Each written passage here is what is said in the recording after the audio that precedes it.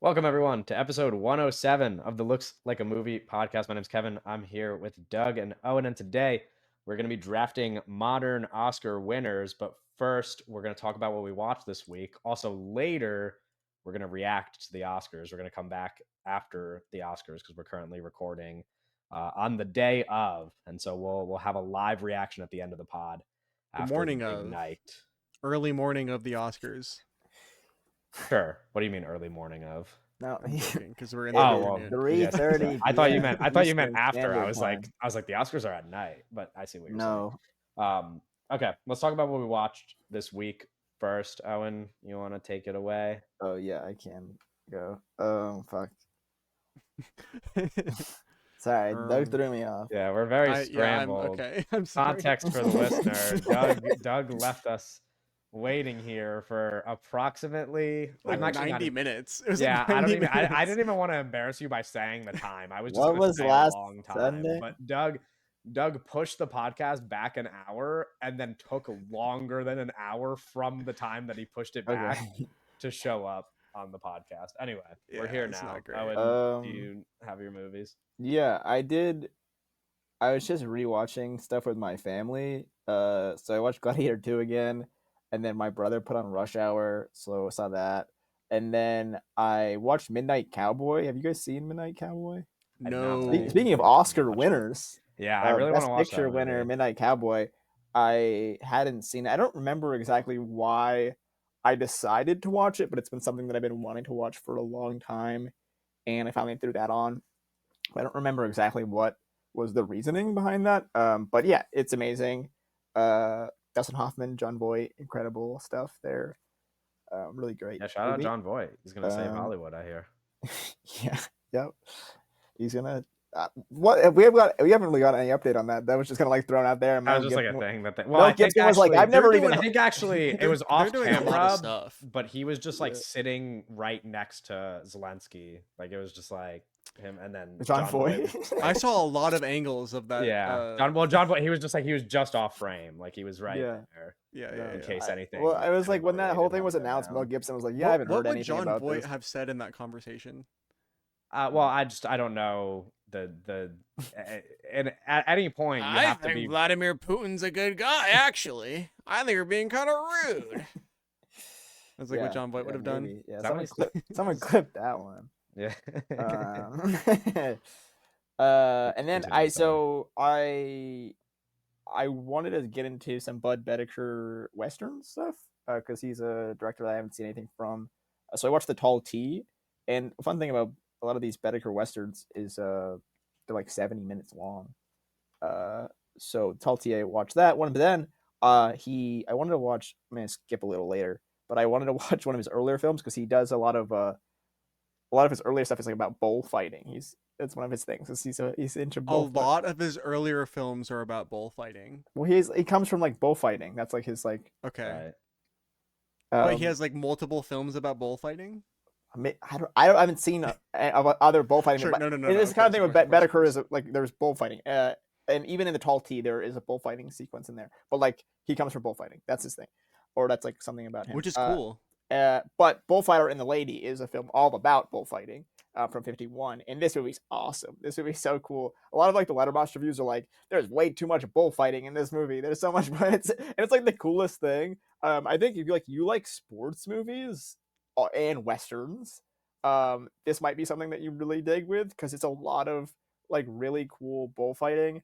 But also, I would if you were like going to make maybe a sports movie, I would think like this is a good movie to reference because there's so much of the film is people reacting to stuff that's happening in the kind of arena there. So a lot of it is like kind of these reaction shots of people watching like this horrible shit going down in this very tense kind of moment of the bull and the person in there. Really cool stuff. And I mean incredible kind of in terms of like stunt performing because it's like an actual animal in there, and the whole the sport itself is very dangerous, but to kind of to perform the action of like fucking up and the bull like you're getting too close is very dangerous, especially in the 50s. I mean, it's a very dangerous time for filmmaking back then, but to have this bullfighting is quite. It's Now great. it's Great film. dangerous in a different way. Filmmaking. Mm-hmm. In which way? What are we talking about here? The woke will cancel you for making Yeah. a good movie. Oh, Yeah. is that what? It's too dangerous. They like those videos where like you can't make a superhero movie like this anywhere. They'll kill you. Yeah, they'll Like kill the you. Sam Raimi clips on Twitter. So okay, now backtracking. I watched Funny Haha, the Bujowski film from 2002 because I That's kind of saw an all-time name, like Funny title. Haha or Yeah, Funny Haha. yeah. Well, I didn't know but I know this information now that the Francis Ha is like that's where that comes from because the Oh. Bujowski's like kind of the godfather of that mumblecore era, and then Greta Gerwig comes from that kind of culture, and then Francis Ha is a reference to Funny Ha Ha. So I guess if you like Francis Ha or stuff like that, or just mumblecore, that's kind of like essential stuff like that. Really fun movie from 2002. I watched Three Landscapes, which is a Peter Hutton landscape film, which was really great. It's interesting to watch that, and because it's like similar to Benning, but there's like little differences in like ways that he kind of operates in. There's no sound in the whole thing. At least the version I didn't have sound. And then I saw Moonlight in theaters. First time seeing First time. Moonlight. Yeah, that's right. They did like an Speaking of Best Picture AMC. winners. They did like an AMC. It's Yeah, like I kind of. A24 is doing like an Oh yeah, I IMAX kept saying re-release. AMC. I meant A24 did like an IMAX re-release. It was only a of one-night thing, though, right? Moonlight. Yeah, I think it might have been a It's just a multiple night thing one-night in like showing. big cities. Yeah. Yeah, maybe. But yeah. Yes, I went to this theater that I've only been to like once because they have an IMAX screen, and yeah, it was really cool. I haven't seen any other Barry Jenkins movie, but there was always something where it's like this movie came out in 2016. I was 13 when this movie came out, so it wasn't exactly something I saw. And so, I just like with the fucking train. Holy we gotta find better ways. So I was 13 when this movie came out, time. so I kind of like missed the Moonlight era. And then it was like I something guess I like, was 14. It just sounds crazy. similar to like I haven't seen La La Land or like Parasite. You haven't seen La La Land? I've seen like the first 20 minutes of La La Land. But so I kind of You didn't missed like a watch bunch the of rest. these. We just lost 15 fucking listeners. No, I remember I was like really sick in bed, and I was like, oh, maybe I'll watch La La Land. And then I was like, I don't want to watch this. And then I remember I watched Glass Onion, I think, and I was like, this is Instead of horrible. La La Land? Yeah. You would have liked La La Land more than Glass Onion for sure. No, but it was like I was like You would've sick in just bed. liked La La I was like Land, sick in bed, and I probably. needed something like funny, and then I Yeah. like this is awful. But yeah, Moonlight, incredible. It was kind of funny movie to see on IMAX, but really, I'm Well, 'cause happy I it's like saw such it. a wide aspect ratio, right? It's Well, I was bizarre. I immediately I was like, oh, I don't know about this. Like the lens is interesting that they use in that film. But I'm happy I saw it in theaters. It's something like it's kind of like some things I'm like I kind of hold them out and like hope that I can see them on like a cool like and not just like on my laptop or even on my TV at home. Like there's certain movies that'd be cool to see big, especially because like I feel like I missed that moment when it was kind of won Best Picture and all that stuff. So it was cool to kind of have a relationship with the film other than just like seeing it at home like years later. Really great, important movie. You liked it a lot? Yeah. No, yeah, I liked it a lot. You guys, how familiar with you with like his other work? Have you guys seen? I've seen I'm not at Beale all. Street, which I think is a lovely movie. I have not watched Mufasa. I want to watch Mufasa. I want to watch the Underground Railroad show that he did. I think it was which looks really good. There's a critic that I follow that like really swears by that show. Yeah. Being like a really major work. It's probably really good. But yeah, I've only seen miniseries, whatever. I've only seen Beale Street with Moonlight, but I've only seen Beale Street in addition to a lot of people talk about Beale Street as like it's another major work. Not to like say that it should have had like the same attention that Moonlight got. Sure. But I don't know if it's maybe just because of the attention that Moonlight got that people kind of ignored it. It's like it only came out a few years later, and like I know how like the Oscars 2018 like, award season. Yeah, like I know how award season is, where it's like if somebody has like their big moment one year, they're not just gonna like give them another big moment like 2 years later. But like it should have just been like similarly nominated for like a Yeah. bunch of the categories and like been an awards contender probably. Mhm. And that wasn't really the case. I mean, it won Yeah. for what was it, supporting actress or something? I don't It know. won a Oscar, I think, an Uh-huh. Oscar, but Yeah. but not nearly the praise that like Moonlight got. Yeah, it's such an interesting kind of career path with like Moonlight, then Beale Street, and then some shorter stuff, a TV show, and then Mufasa. It just it kind of it feels kind of unheard of in terms of like the way that I don't know I in terms of like best picture. Best pictures are weird, but it's like I don't know. It feels like you'd hope he got more opportunities to do. Yeah, I mean, Well, I always, I thought about this more than most people, I think, because Sure. it is interesting, but it's like it also like it's not totally illogical, I guess. If you're Barry Jenkins and Sure. you're like, it's hard to get financing for stuff, and he did the miniseries, The Underground Railroad, that nobody watched. Nobody Yeah. watched that show. Yeah. People say, some people literally call it a masterpiece, but Yeah. like very few people watched it. So now he's like in a spot where he's like, Hmm. what do I do? And it's like, oh, I get to get paid a lot of money to work with like cutting edge technology. And Yeah. it's like, there's worse jobs in the world, you know? I just think it's interesting, especially when we talk about Moonlight in La La Land as like kind of like the movies that came out at the same time, and like it would be imagine Damien Chazelle was like, hey, I'm gonna do the next fucking Disney movie, right? Was It's just Damien like, Chazelle directing a Spider-Man movie. yeah, was it's there like a what? uh, I don't know. a gap between Chloe Zhao winning Best Picture for Nomadland and then going to direct Eternals?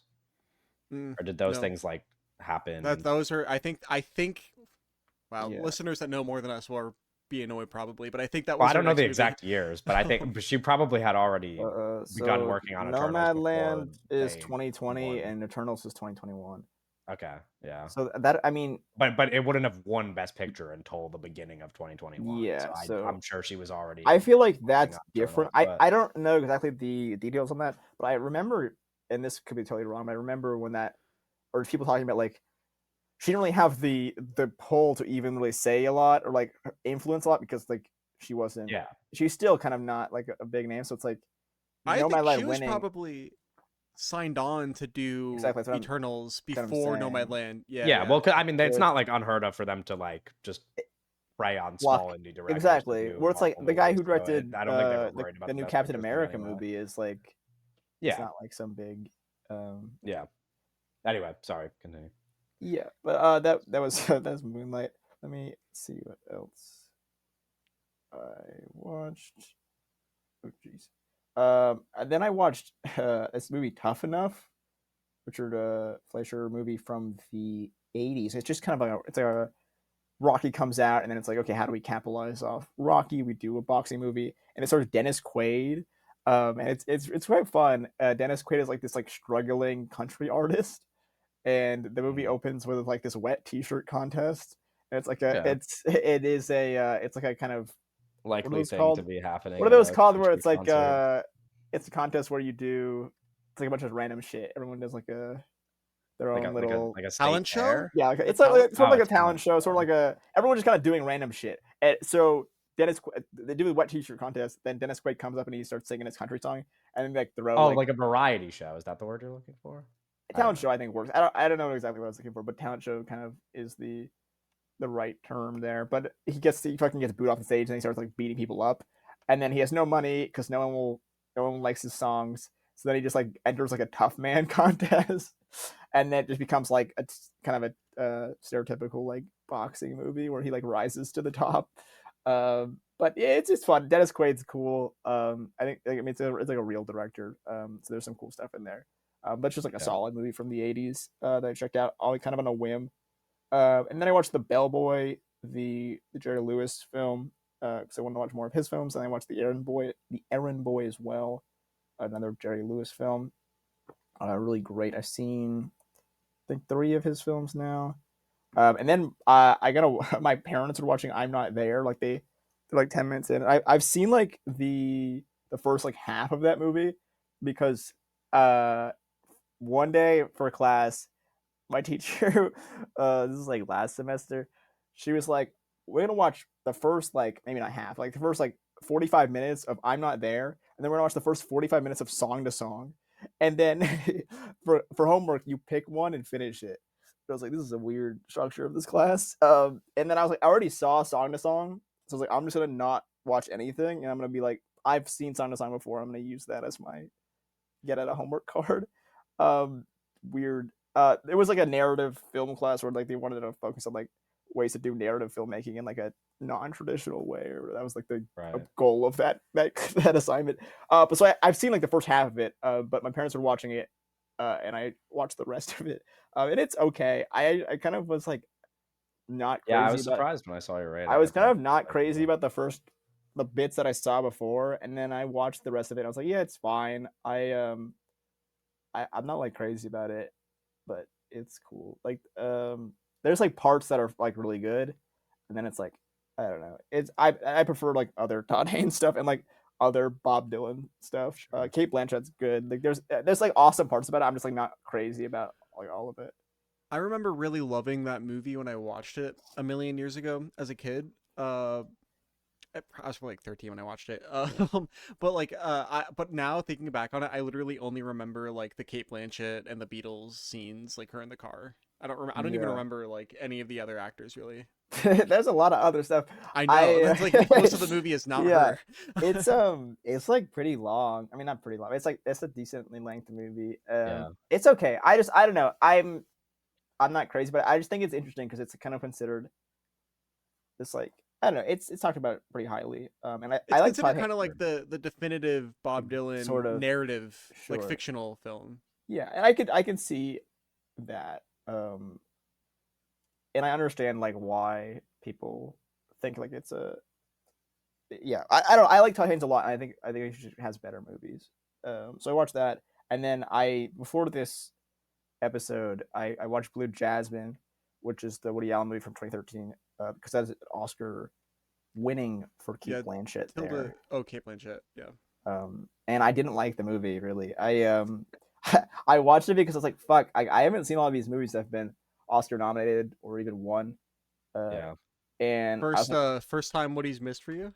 First time Woody Allen's missed. I remember not liking Midnight in Paris, but it's been a while since I've seen that. But it's kind of a similar Mm. era for Another Woody. movie that is a possible draft pick in this draft. So I haven't seen that. I want to rewatch it before I have like definitive thoughts about it. But it has like a similar at 2011, and this movie came out in 2013, and like it's Yeah. fine.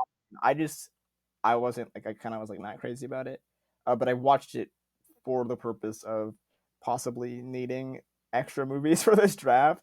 And I was Right. like, oh, maybe I was like, oh, this movie I probably would like, and then I was like, I ah, was thinking about that. I was like, how many movies have you even seen that have won Yeah, Oscars? when I was looking through the list, I yeah. was like, oh, this draft is gonna be interesting. Well, it's tough. I think a lot of my stuff's like it's gonna like a lot of stuff on my board is like recent or just like Yeah. randomly. Which This is is a movie fine that because I you've definitely seen most of the nominees in the last few years yeah. at I least. just my kind of thought process not to get too into drafting before you guys talk about your movies, but like my thought process is like I need a draft for like certain categories because like some things like Yeah. Well, you know especially we'll get to the some rules in a things are minute. like The weaker than rules could make others. things a little bit tricky. But yeah, that was my week.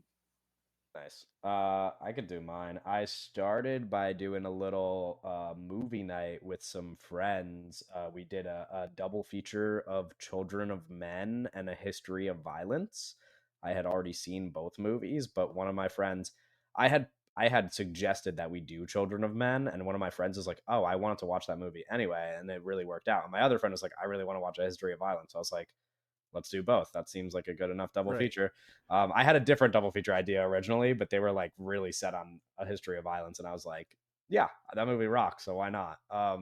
Kind of like a weird movie night movie, but I was like, fuck it. And Children of Men, I've talked about before, is one of my favorites. But A History of Violence, rewatching it, I was like, man, this movie is fucking awesome. It's I don't know, it's an interesting movie because I don't hear, I guess maybe I'm also not seeking it out, but I don't hear people talk about it a lot, and obviously it's like a lot different than the average Cronenberg movie, I guess.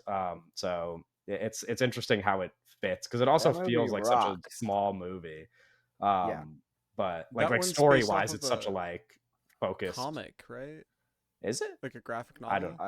I I think don't. so. Maybe I that think would make so. sense, but Um, um, No, I don't know. It's just interesting because it's such a like small focused story, and it's so like not what you'd expect, and then it's just like fucking awesome anyway. It's so good. So I did that. I've been doing most of my week has like been a lot of Oscar catch up. Like I did not, and I don't plan on watching every single nominated movie, but I got really fucking close. I have like 10 movies that are nominated that I have not watched ahead of tonight, and like three of them are short films. So I watched almost every single feature film nominated. Mhm. I watched The Apprentice finally, which is nominated in two acting categories. How was that? It's surprisingly not bad. I really like was not excited for it. I put it off for a while because I was like, this is fucking stupid, and I don't need to watch a movie about Donald Trump right Yeah. now. And I'm gonna be honest, that was like the overwhelmingly like largest issue was that I was like watching it and I was like, I really don't need to be watching a movie about Donald Trump. Like it was like it's Yeah. kind of dumb, and like the setup of the movie and like what it's telling you is like, it's like you'd have to be so out of the loop that like, it's just like the movie is just it's kind of like a retell. It's focused on his relationship with Roy Cohn, and like I already knew who Roy Cohn was before watching The Apprentice. I guess some younger people who are like only familiar with Trump like don't really know who Roy Cohn is, but like I was talking to my sister and she did not know who he was. I was yeah, telling her but about it's the like movie. he's a very significant figure in American politics and American history, and so Yeah. like I knew who he was, and when he's like, and when the movie is like focused on this relationship where it's like essentially being like, oh, this is Roy Cohn's playbook, and this is like, and then you watch the movie and you like, and it's pretty much just like putting in your face like the lessons that Roy Cohn taught Trump for the viewer to be like, oh, Trump does that now, and it's like, yeah, no shit, dude, you know what I mean? It's like that like that part of the movie is dumb, but then there is like this element of the movie where I was like, oh, this is actually really entertaining. Like part of it is like despite the fact that all of these things, they're kind of really watchable. Like there's at least like, listen, the last like 20 minutes, half hour of the movie goes off the rails a little bit. But like everything leading up to that, I'm like, oh, this is like surprisingly super enjoyable. Like I could actually watch like a detailed look into into like the young parts of Donald Trump's life. And I'm like kind of fascinated by it, especially because Roy Cohn is like a way more interesting character. Like I know people like to talk about Donald Trump like he is kind of the most interesting specimen in the world, like because it's just like all of the everything that surrounds him now. But like Roy Cohn is such an interesting character for something like this. And obviously, I've mentioned in the pod that I'm watching Angels of America right now, or Angels in America right now, and he's also a character in that. And so he's just like really fascinating guy. He really makes it a good movie. So it's not the best movie in the world, but it's good. I watched September 5, which I didn't think I was gonna watch, but I was looking like I wanted to at least see all the movies in the major categories. And so like September 5 is nominated in the screenplay category. I wanted to see all of the screenplays. It's like kind of, and I know this isn't everybody's feelings on it. It's like kind of like a faking it screenplay. Like it's like Mm, you know how like and this is not there's a similar kind of fast talking like lots of dialogue movie this year, which is Yeah. Conclave. And like I think Conclave is actually like fun. Like it's like sharp and fun, and like I like when the dialogue moves like that. And they tend to do that in movies like this, like journalism movies. And if you watch something like Spotlight, where it has like that kind of like over the top like journalism dialogue that it kind of lives based off of like these moments that are like fun for the viewer, where like Mark Ruffalo like gets really angry and screams and stuff. It's like it's perfect. Like I like watching movies like that. Like like watching journalism. September 5 feels like it's like faking trying to be one of those movies. Like I don't actually think the writing is very good. Yeah. And I know that a lot of other people, well, obviously it's nominated for the Oscar, so a lot of other people did think it was good. But like to me, it felt more like it was fake Spotlight as opposed to like real Spotlight. And then also the politics of the movie are complicated. you But love the state of okay, Israel and all of okay, its and and all all of its right, all right, all right, political all right, all leaders. right. I watched a bunch of shorts. I don't need to talk about most of them. There's one that might win tonight. I'm Ready, Warden. It's like the favorite for documentary short. Hmm. A lot of people were saying it's like super bad taste and manipulative, like emotionally manipulative. And I'm not going to tell those people that they're wrong. However, because the documentary, it's not like my favorite, like in terms of in terms of how it's put together, it does like some of these things that I think are kind of evil. Where, for example, this guy who is on death row, like he's about to be killed Mm-hmm. by like the state of Texas. He does his last phone call to his like son, who is, I forget how old they say he is, but he's got to be like a 14-year-old kid or some 15-year-old kid or something. And he does his last phone call to his son before he gets the death penalty. And the documentary, they recorded the son like on the phone with his dad, like doing his last phone call before he dies. And I'm like, sometimes like I don't have to see that stuff. Like that's like it's like invasive and it's fucking weird. And I don't like that part of it. But the idea that like the documentary is emotionally manipulative, I think stems from the fact that a lot of people watching it actually like think the guy deserves it. Like they almost The like death because penalty. yes, because I think the idea, like from my perspective, and this is not probably the perspective of everybody listening to the podcast, not to get too political, but like I do I if you're going to believe in something like prison abolition or prison reform, then you have to believe that people are capable of rehabilitation. Like you have to like believe that people can actually change. And so the the documentary frames it as like this guy, he goes to jail for murdering somebody over like $1. Like this guy, like someone like the setup is like terrible. Like he does a terrible thing. He stabbed this guy 27 times over $1, which is like a heinous crime. And he admits as much in the documentary when they interview him. Like he like and a big part of the documentary is like religion. He's like he found God or whatever. And like sure, you could be skeptical of like whether or not that's true. You could be like, "Oh, that's bullshit. Like you can't just say like you found God and everything is like good now." But like if you just fundamentally don't believe in people's ability to change and like become better people, then you're probably going to think the documentary is manipulative. But like some people are just going to see that and they're going to be like, this guy's a real piece of shit, like he deserved it, and so I don't feel that bad that he's dying. And the documentary is just trying to manipulate me. And I'm like, from my perspective, I didn't really feel that way watching it. Was it a good documentary? Not exactly. But like I don't think it's like manipulating me. Like I really do think that the documentary is like, No, Kevin needs to step up and defend the documentary he doesn't even like. sure. I'm just saying, I think a lot of the way that people were talking about it is a little bit off, but whatever. I watched all the animated featured noms or animated short noms in theaters. They're like all good. Yeah, Doug watched them as well. We could talk about them jointly if you want, but like Yeah, we they're can talk about. yeah, I They're all mean, good. Like actually, straight up, they're all good. yeah, I really liked In the Shadow of the Cypress. I think story-wise that one appealed to me the most. I I thought like the Wander to whale. Wonder was, yeah, the whale was awesome. I thought In the Wander to Shadow of the Wonder was Cypress is like, like Avatar: The Way of Water, kind of. yeah, Yeah. kind of. No, literally. Yeah. I mean, like, so that was kind of, I really liked the whale. Like when the whale showed up, I was like, I like this movie. And then it Yeah. actually became my favorite one. Some of them were like, I don't know. I don't really, I tend to lean towards like in these categories, the adult stuff. But like, obviously, since it's like an animated short category, some of them are going to be for kids. And so like, Yuck is probably going to win tonight because it is like the Is that most the favorite? widely, it is now. It was not when we recorded our episode a week ago, but it is now. And when I watched it, I was like, oh, I mean, this is probably like kind of the worst. Like It's it's funny. like very simple. It's cute, but it's like so simple. The And aesthetics of that one are were my turn least me off favorite. so much. Yeah.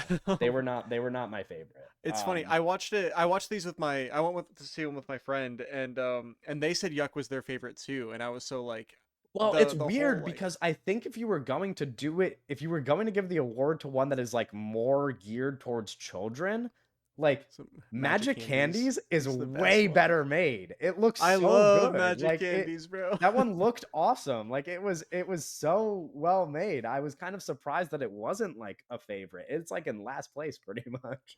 Magic Candies is like the best short film I've seen in a minute since Owen's Yeah. short film came out.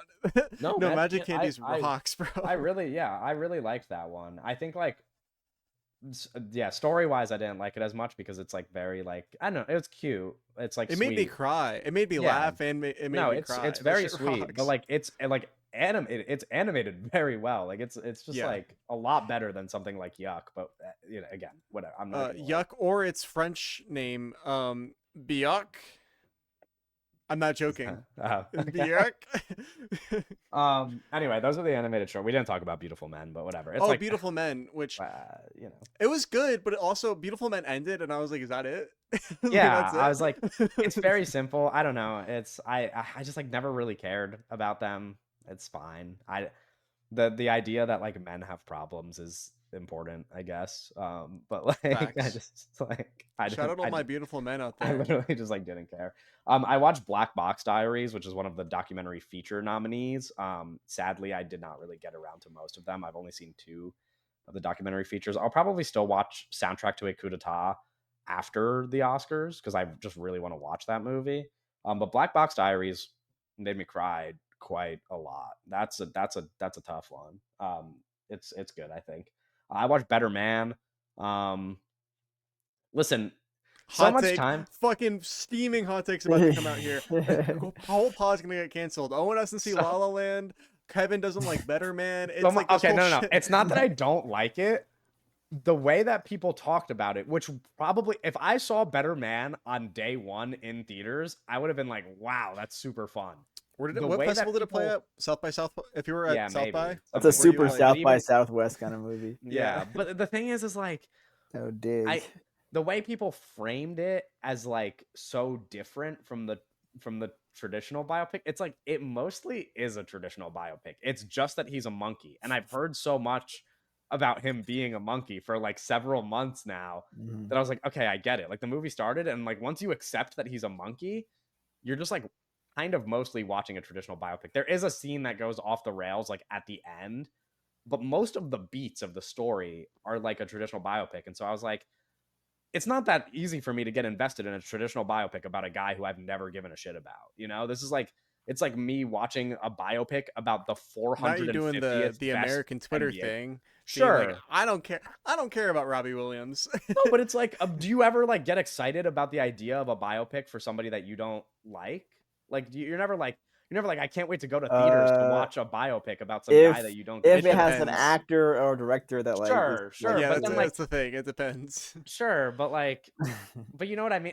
I'm not supposed to. Okay, it's that plus it's directed by the guy who made The Greatest if Showman. you know what like I mean? It's The not Greatest like, Showman, then yeah, you know, I understand sure. why you would be super excited for this, even if you But you didn't. get what I'm saying? It's like I'm not disrespect. Like, sure, Yeah. if I knew more, even there's people Yeah. who I would watch biopics for that I don't like, but that I know about. Like in terms of like there's, you know what I mean? Like it's like Like I the didn't. guy who made McDonald's, the Michael Keaton movie. No, I've never watched that Oh, movie. the But like founder? The Bob Dylan, founder? for example, like I'm not like some huge Bob Dylan fan, but I Yeah. know how important Bob Dylan is, and so I was excited to see A Complete Unknown because I know who Bob Dylan is.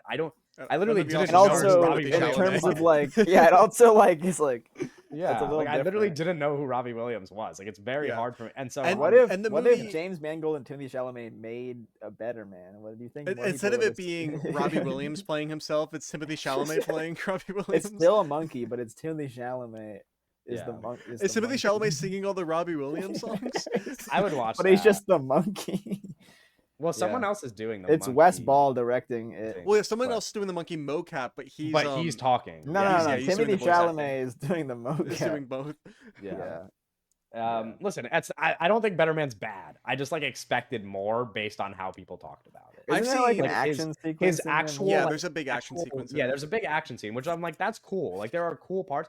There's also like a Yeah. cool It like little, represents his like self-loathing, where he sees Yes, a crowd full of yes, himself. and so and does he's like, and, but yeah. so does like the narration, and so does all this other, like I get it. Like it's like there's a scene Yeah, in I the get it. middle. You're There's like freak. a romance that happens between him and this woman who like I also didn't really know, but like but when that happens, I was like, oh, that's cute. And then it's like abandoned 5 minutes later. And so instead of like paying attention to the movie, I just like was reading her Wikipedia page and like learning about their relationship with each other. Because I was No, curious. now I was you like, oh, being the guy that's like reading a Wikipedia page about the movie during the movie. no. I paused the movie. Remember when I texted you and I was like, the movie's paused? It's Yeah. because I was reading about their relationship, which did not end up working out. Because I wanted to see if she was the one that he ended up with. Yeah. but it's not. And so, but because I was like, oh, this is cute, and then they just like kind of like pushed it aside pretty quickly. There's a So scene whatever. I saw somebody posted it on Twitter. There's a scene where he's like driving a car and he like drives past like a bus, and then like he gets into a car accident, and like it match cuts into him like in the ocean, and I'm like, that's kind of cool. Yeah. No, I mean, there's cool stuff in it for sure. Anyway, let me speed through these because our weekly watches are getting longer every single week. We're like, Thanks it's for like watching. We're Yeah, watching we're so like much. chatting it up. I haven't saw started yet. We're I 40 saw minutes in. Oppenheimer This is a in fake 70 episode millimeter anyway. in New York with our friend of the pod, Sophie. We So, we saw we saw Oppenheimer. So- I got a film strip. It was cool. I hot take, I like Oppenheimer. And then yesterday, my girlfriend and I did a double feature of Brokeback Mountain. Speaking of movies that should have won Speaking the of Best Picture, Beautiful. What is it movie called? um, The men movie. Beautiful Man. Beautiful Yeah, Man. speaking of Beautiful Man, yeah. There you No, go. and Brokeback women, Mountain. beautiful women in that movie too. Yeah, that's true. Shout out I Michelle really Williams. like Brokeback Mountain. I was like, I haven't seen it in a long time, Mhm. and so I was preparing for it to be sad, but I had that like this doesn't happen to me often, but sometimes I like watch a movie and then like immediately after the movie, I just like can't get the thought out of my head. And so I was like, the movie ended and I just kept like wanting to cry over and over again after the movie. And so our plan was to watch the other guys after Brokeback Mountain because I've been like because we wanted to watch like something silly to like You should have thrown on Gemini Man after Brokeback Mountain. Okay. On back to back Ang Lee. we wanted to watch like something silly and I quote the other guys a lot even though I don't like that movie that much. I just quote a lot of like Adam Sandler and Will Ferrell movies from my childhood because I just like they're so ingrained in my brain. And so and my Mhm. girlfriend hasn't seen it, and so I was like, let's watch the other guys. And then I watched it and I was like, the other guys is very funny 10% of the time and like kind of hard to sit through 90% of the What time. did your girlfriend think of it? I think the same as me, like a solid like 3-star Yeah. comedy, you know, Okay. like a She real. definitely hated that shit. No, I don't think so.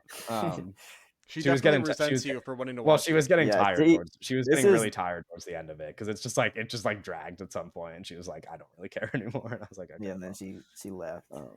Anyway, that was the other guys. Doug, you want to run through what you watched before? Yeah, we I get to didn't this watch. crap? Okay, well, whoa. We already talked about the animated shorts, which the only I love Magic Candies. I watched Final Victory. I might have said this last week. I watched Final Victory, really good movie. Incredible action scene. Nobody's seen the movie though. You should watch it. Incredible action scene in this at the action stunt like in the center of that film. Really awesome stuff. I watched Rope for the first time. Rope Oh. maxing over here. Yeah. A really good movie.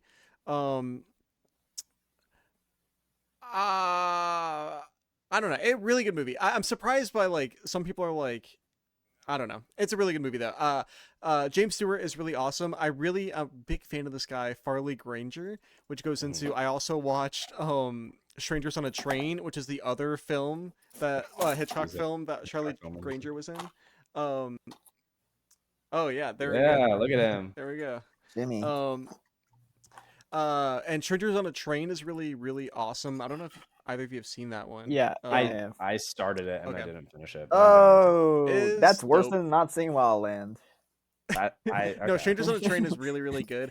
I did not know what the fuck was gonna happen in this movie until like you really get into it and you're like, oh well, there's only one thing that can happen, I guess, by the end of it. But like watching it, I was like, oh, he's gonna kill this guy. I thought that he was just gonna kill that guy, and I was like, don't do that. But then that's the movie happens. And I watched Ashes of Time, which is the Wong Kar-wai movie.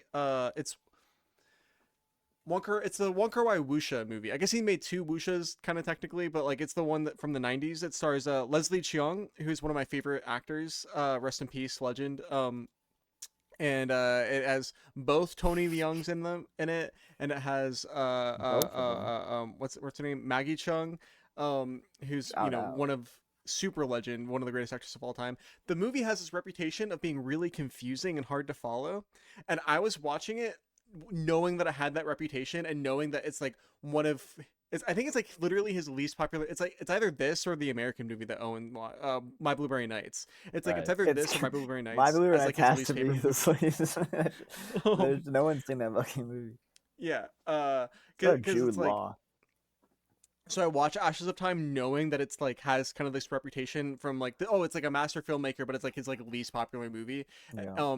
I know it's because it's like like people don't think it's as good. People think it's like super super hard to follow. I was watching it knowing all of that, and I was like, people, it's not that hard to follow. It's just kind of like a vibe. The whole movie is about Leslie Cheung, plays like he's like a bandit, like an assassin for hire, kind of like a guy that solves problems. Like he's a swordsman, and like kind of like maybe like ancient China-ish time, and it's just like him vibing out. It's like just a series of scenes. It's like all like interconnected relationships that might be hard to follow if you're not paying attention. But it's like the actual movie. It's just like him like talking to people in scenes, and like there's a couple action scenes, and then that's it. It's like a vibe. It's cool. Yeah. Really cool movie. Recommend checking it out if you haven't seen it. But yeah, I think that's it for me, unless I'm counting wrong. But yeah.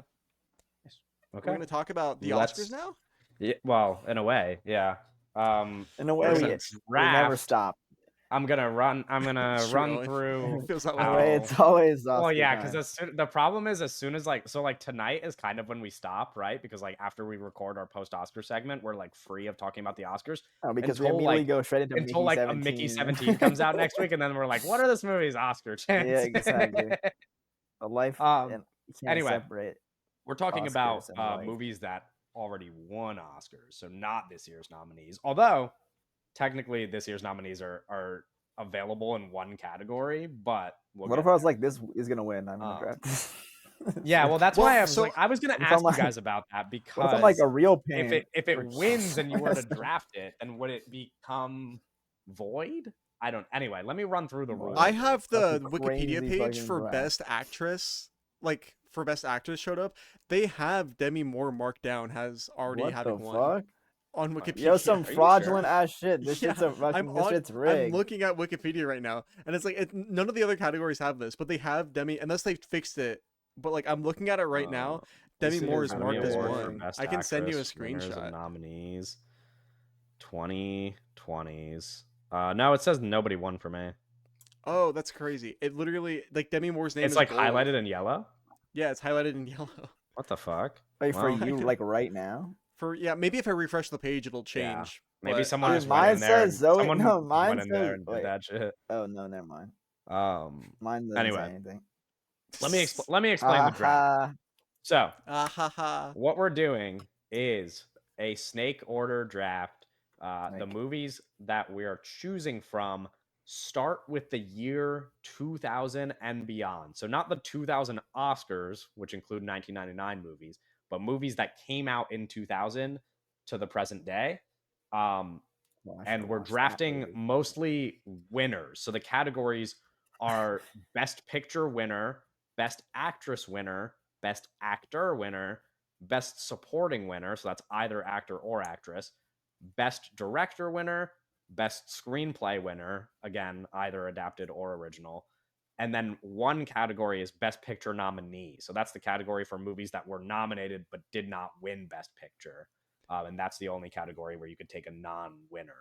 Oh, there was The another. big rule for this draft is that when a movie is drafted in any category, it cannot be drafted again in any other category. So if I were to take, I'll just use this year for example, Demi Moore, even though she hasn't won yet. If I were to take her in Best Actress winner, then Doug and Owen could not draft The Substance in any other category. It's off the board. So that is Aw, how. dang. Oh, I'm using this year as an example because that's not what's going to happen. But those are the rules. And a little twist is that because Doug showed up so late to the pod, the punishment that we've implemented is that Owen and I are going to select the draft order, and Doug doesn't get a say. So I'm fucking cooked, Owen, bro. I'm cooked. I am going to flip a coin, Owen. No! You can call heads or tails. If you get it, you get to choose where you draft. If I get it, I get to Okay. choose where I draft. And then the other one of us will go second, and Doug gets stuck with the remaining pick. There's So, such an obvious first overall pick, I think. Owen, you Oh, want heads man. or tails? Tails Okay. never fails, I guess. Can I flip again? Flip again? Okay, it's flipping. And it's tails. Okay. Owen, where would you like to draft? This might be stupid, but I want the turn. Fuck, I wanted the turn. I don't really know what like the strategy is, but like I'm gonna go third. Yeah, sure. I guess I'll go first overall, so that I mean, the worst pick is to be in the middle, so I'm just gonna make Doug be in the middle, even though I don't want the first overall There's pick, only but I 3 want of Doug us. to It's like there's nothing yeah, too. it's really not drastic. that bad. But that does bring me to my draft board, and I don't know who to take first overall. So let's. That's what. God. That's what like, I don't know who to take. I was first like, I don't overall. want to pick Well, I'm first. just thinking about which categories are the slimmest for me, you know, because there are some where the options are not great, and since I'm going Hey, first man, I overall, might have to take a I'm movie going to have to haven't wait 4 seen. more picks before I get to go again. So I really don't want to get screwed over in a slim category if both of you were to pick it. I guess the right choice here would be to like take something in a category that is just like obvious. Like, can I don't know. Doug, is This your obvious pick just a Best Picture winner, I'm assuming? Or I'm no? not going to say anything because I Yo, want it. this Okay. category is so bad. Well, I Maybe don't I'll think I need to take a Best Picture winner. I think I maybe I'll want to take take this like movie. I don't want to like spice it up and just like take like a I don't know. Maybe I'll do this. Yeah. This is I need you guys to like first of all, my screen for video podders, Yo, my whoa. screen is How so many? bright Owen, now how many that you of these movies have you seen? Well, Kevin thinks. How many Like- of these like- movies have you yeah, even seen that are please eligible? vamp for me for a bit. like 3 movies. This is awesome, Kevin. This was like 'Cause that Severance clip I keep seeing on TikTok. Yeah, I was gonna say it's like he's in a fucking J.J. Abrams movie or something. Not a lot. I'm gonna be honest. There's one category where I went through them and I was like, oh, this could be a problem Yeah. for me. Yeah, I'm looking at a um, category, and it's a big category. I mean, these are all That's major awards. There's a big um, category that I literally just like only have one that's pick in, why. but Is that why you watch Blue Jasmine? Yeah, because I was like, I gotta get something else, and then I was like, fuck. Yeah. And I didn't even notice. I was looking through it now, and I was like, oh, there's another Woody Allen movie that also fits this, but I didn't see that one. Yeah, it's tough because like a lot of times, especially with acting nominations or acting wins, I guess in this case, it's like doesn't mean the movie. A lot of times, like I'm like, okay, great performance, but the movie kind of enters obscurity or something. Like no one talks to the movie for anymore, so then you don't see it because it's just like, oh, it's like a fucking mid movie or even a bad movie with like a good performance often. It literally feels like all of. Correct me if you guys disagree, but like Best Actress, I think has just been like not a good category this century. It's bad. And it feels It's like bad. all of the It's so bad. best actress winners okay. are just Emma Stone. Like, that is okay. So It's a what I was bad- looking at Yeah, is we got making that my out of it. first overall pick a Best Actor. Dude, this is crazy. It's What I was bad. looking at. No, this is it's making, cool. Just leave it. Making my Just leave the sun. first overall pick Best Actress because I'm looking at the other categories and I I'm can like, bring even the if I get blinds something up. stolen from me, I should have an option. There are very few options It's in Best bad. Actress, but I feel like some of my favorite options are the ones that you guys aren't going to draft because you haven't seen these movies. So Yeah, but I like, might fucking still take it. I don't know. I'm going to yeah, I don't know. I'm going to take what I my options are in the air. fuck. I don't think that this is the best pick here, I think but I'm there's a going to clear take one. it because it features my favorite actress here. I think. Mm. So, in What is the it? Best Actress winner category, I am going to draft. I'm going to draft Olivia Colman in The Favorite Mhm. in Best Okay, Actress winner. first overall pick, This Olivia guy's- Colman in The Favorite. Why It did was you do between that? that and Julia Roberts and Aaron Brockovich, which is I don't think a movie. See, that I was like, were oh, going to maybe pick. because Doug is taking. Honestly, I could have maybe fit in Aaron Brockovich if I knew Doug was gonna be here at 3:30. But I was My like, oh, bad, that'd be. my bad. Yeah. But also, I won't have enough time to watch this. And I also there was another movie I wanted to try to watch, but I didn't have time because I started my prep this morning, and I realized, oh, Okay. I haven't seen any of these movies. Interesting. I feel like I could save the one that I want now. Well, if it was Um, Best Actress, then probably. There's a very clear Best Actress for me, but I I haven't seen think the there I movie. think there are picks that were more obvious I than haven't seen Olivia the Colman movie. that I'm specifically not making because I love Olivia Colman and I which means I could have waited for I that might end up category, fine, to I be honest. guess. But I don't know. I wonder what the because I'm assuming what Doug was hinting at was a Best Actress winner with the number one. No, overall I'll pick. just do it because I already, for podcast purposes, I'll just do it. To me, the clear number one overall pick is Bong Joon-ho for Best Director. Okay, Oh, that is where I was. That was my other option for first overall pick. And the reason why I Yeah. didn't do it was because I didn't know if your guys' strategy was picking based on the director and not the movie that they directed. And so I didn't think you guys were even going to pick Bong Joon-ho for Parasite because I thought you would just pick a director that you like more. But I guess the that guys is a I good, don't I like yeah. don't win these shit. That's true. No, Bong Joon-ho. So I think Bong Joon-ho for Parasite is like the best contemporary director win in this category, and also that Yeah. Parasite, it was nominated for 500 million Oscars, so that just takes that movie out of the whole thing. Yeah, I know. Parasite was kind of my pick in a number of categories, Yeah. but I like my I should have just done that first overall. I don't know why I didn't No, do yeah, that's that. what, like, that's where I was like, oh, I feel like it's an obvious one, and to me that was the obvious one. I But just didn't. I don't know. I was just looking at that, but my thought process was like, you're not going to take Bong Oh, Joon-ho, I'm and then you took clutch. it. I don't feel I'm bad. fine. I don't there feel is a bad director about that it. you really like, Owen, that I've already named on this podcast. That won. That Yes. I think is cool. Twice. Yeah, yeah. Um. Anyway. Oh, and you got the turn, so That's knock the thing. yourself Well, out. that's the question I actually have. I'm gonna ask. It's the movie, right? So like, if the guy won it twice, or like, so someone wins it twice, you can get like the guy can win twice or get named Yes, twice. the person. What do you? So you're saying if somebody? Okay, Like so if Mahershala someone Ali won, won Best yes, Supporting 2 Actor best supporting twice. actors. If I wanted Green Book and Doug wanted Moonlight, like we can both have them, right? Yes, In that Right. case. yes. Okay. That makes it kind of less stressful, honestly. Well, did you guys? I mean, it wouldn't like eliminate a movie that is not the one you're drafting. You know, like you wouldn't. Sure. It wouldn't make Alright. sense for you to draft Mahershala Ali and It's my Green Book turn, and right? then Moonlight's Yeah, out of you have the 2 picks. running. Back-to-back What picks. did Al Pacino say? My eyes see Oppenheimer. What is that he say? Fuck! Don't. Uh, God. I made such a bad choice at first yeah. overall. What are you I thought you doing, guys Kevin? weren't. Well, I thought you guys Olivia weren't going Colman to is draft the crazy. movies that I Olivia like. Colman is crazy. Kevin, I there's literally thought only- you there's weren't only going to so draft many the I've movies I seen. like. What do you mean? This is a good But I movie. forgot that you've only seen like 5 Best Picture winners. My eyes so- see Oppenheimer. I'm putting this in Best Actor for Yeah, Cillian Murphy. for I Cillian have Murphy a because different Best Actor. it was like pick. Gladiator and like There Will Be Blood were like my other options, and I was like, is this a slim list? And I should. I think Oppenheimer is my favorite there. I haven't seen There Will Be Blood in a long time, so I didn't want to pick Gladiator. So that's gonna be my first pick, and then,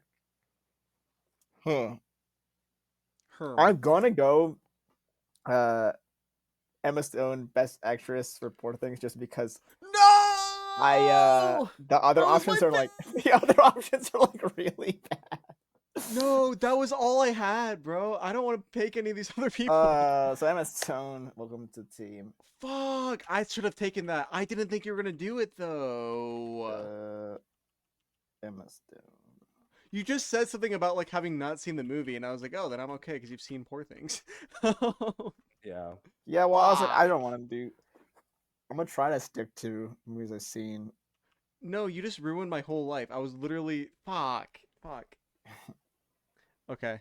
Fine. I'm gonna still play the game how I like to play it though. Okay. Yeah. I'm going to take in Best Actor. I will be selecting Denzel Washington And for Training his Day. work in Training Day. Yeah, that was one of my picks. It's thankfully Best Actor's off the board now, and the pick that I want is still there, so that's good. That's a good choice. Training that was Day- one of Denzel Washington and Training Day was in my top 3 for that category. Yeah. Behind, Also, I'm behind gonna be honest, Killian and one other performance. not a great category in terms of winners either. No, Best It's actor? not bad. It's not bad. the Yeah, actor. supporting It's not actor bad, but it's category like, is Um, stacked. I was telling Owen before, supporting actor wins are unbelievably stacked. yeah. That There's- category is like the runaway best in terms of I- winners in the acting categories. Yeah. Ridiculous in supporting actor. There's a few Sean Penn wins that I just haven't seen the movies for. Have you I seen like- Milk? It's one of the Gus Van since I haven't seen, and Mystic River, Eastwood. I was telling Kevin, I was like, I was like, maybe I could squeeze this one in. Yeah. But I opted to do the Best Actress thing because it was a shorter movie, and I needed more Best Actress things, but I ended up not using it anyway. Right. All right. Okay, I'm going to take a best. Oh gosh, I don't know. I mean, I really just like fumbled this draft from the first round, so I'm kind of giving up Jesus, already. guys, come on, crazy. guys. For Come on, It's guys. you guys literally like you guys literally like tricked me into doing the thing I didn't want to do. I'm not even kidding, because like I was staring at my screen at best director, and then when you guys started talking about how slim actress was, I was like, okay, I'll just take an actress instead. And that was like, I haven't don't even know why seen The Favorite. Yeah, I haven't seen The Sure, Favorite but like either. that wasn't my logic. My logic was just that like you guys wouldn't pick the people that I wanted, because I just thought That's you a had terrible like logic. That's stupid I terrible just thought you had logic. like different preferences. I don't know. That's crazy logic. You're crazy. And the Anyway. preferences being Oppenheimer and Parasite. Sure. I don't have a lot of Best Picture winners left that are movies that I'm like dying to grab, or that I think are obvious like best picks here. So in Best Picture winner, I'm going to take Moonlight and take that off the board. Ooh. I was thinking of Only going because Parasite is Moonlight off the board now for, too, so I don't want Best to be left Supporting. with. I Yeah, also well, wanted that's Moonlight for Best Supporting. that's what I wanted, but I have so many choices in Best Supporting, and the Best Picture winners are going to get slim pretty fast, I think. My Best Supporting is actually rough. when other categories get selected, because the thing about Best Picture winners is that they had to have won another category somewhere. So as soon as they get off the board, it gets hard pretty fast. Okay, so Moonlight is my Best Picture winner. I'm going to maybe draft Best Supporting now. Sure. You know what? Let's take I haven't seen this. let's take this is a Homer pick, but I'm gonna do it because Homer Simpson. He's Where's my Marge favorite. at? Hey. Yo, Bart's around the corner on a skateboard. I'm just gonna take my favorite actor. I'm gonna take Heath Ledger in The Dark Knight for Best Supporting. Womp womp. Boring ass pick. Yeah. Okay. I gotta telegraph this from Syria. Bro drafted a comic book movie. All right, you guys fucking Bro whatever. drafted a comic book movie. Oh my god. What's next? The Joker? Yeah, well, literally, might as well at this point. Well, you guys don't even have a fucking option. You've seen 4 movies. So.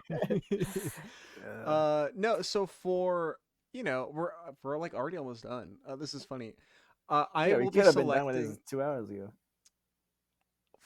For my best supporting winner, I will be taking the best winner, I think, Tilda Swinton for Michael Clayton. Oh, Michael Clayton, Tilda Swinton. What an interesting choice. That you think that's the best out of all of the people? I kind of just skimmed it, but she stuck out immediately, and I was like, "Oh hell yeah!" Okay.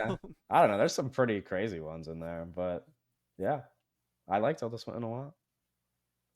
Tilda Swinton, one of my favorite actresses. I'm actually it's funny. It's like I was looking through them and I'm like, man, there's so many movies that I like that are just like not here.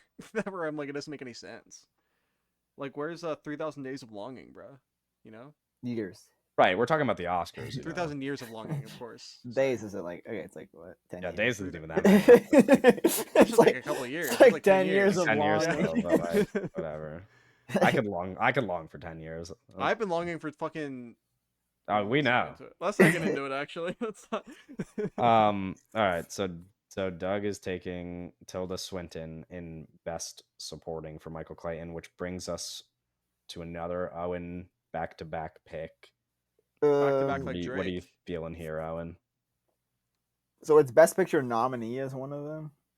Yes. Yes. That is the deepest category by far, because you could take any movie that is. Yeah, but I want Avatar too, so I'm gonna take Avatar. Oh my god! I'm gonna take that one. Okay. Are you fucking jerking my cock right now? What are you talking about? What? All right.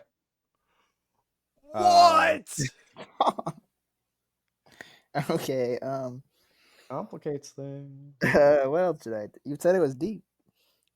Well, for me, but not for Doug. Okay, and then I'm gonna take. That's the only movie I have to like pull up the nominees. That's the only movie I wrote down. Did you guys take recording already?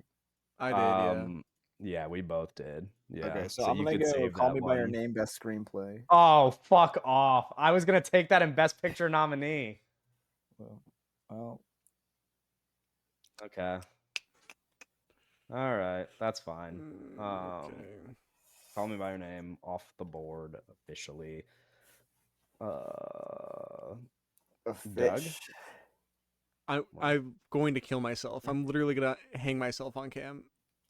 It's okay. Uh, You'll still at minimum you'll still have the second best draft. So oh my god. I can't believe you did that. I literally can't believe you did that. Fuck. I'm like shaking. Okay, fine. Fuck. I'm gonna take fuck. uh shit. are you Okay, for picking best best picture nominee? no. For Oh, okay. best actress winner, I will be selecting Natalie Portman for her And work Black in Darren Swan. Aronofsky's Black Swan. Oh, Okay. interesting. Interesting. Yeah. It's not. Listen, guys. It was like Rough yeah. category. It was like Well, third I on my was list for that category. I was Yeah. thinking a Marriage Story would have been a play here, but I haven't seen that one. I She don't did think she not won. win. Yeah, It she She says got did it right not here. nominated. win. No, it says She right lost. here. No, she What? lost. My She- thing's she- wrong. It says she's no, gold. she definitely lost. I 2019. think.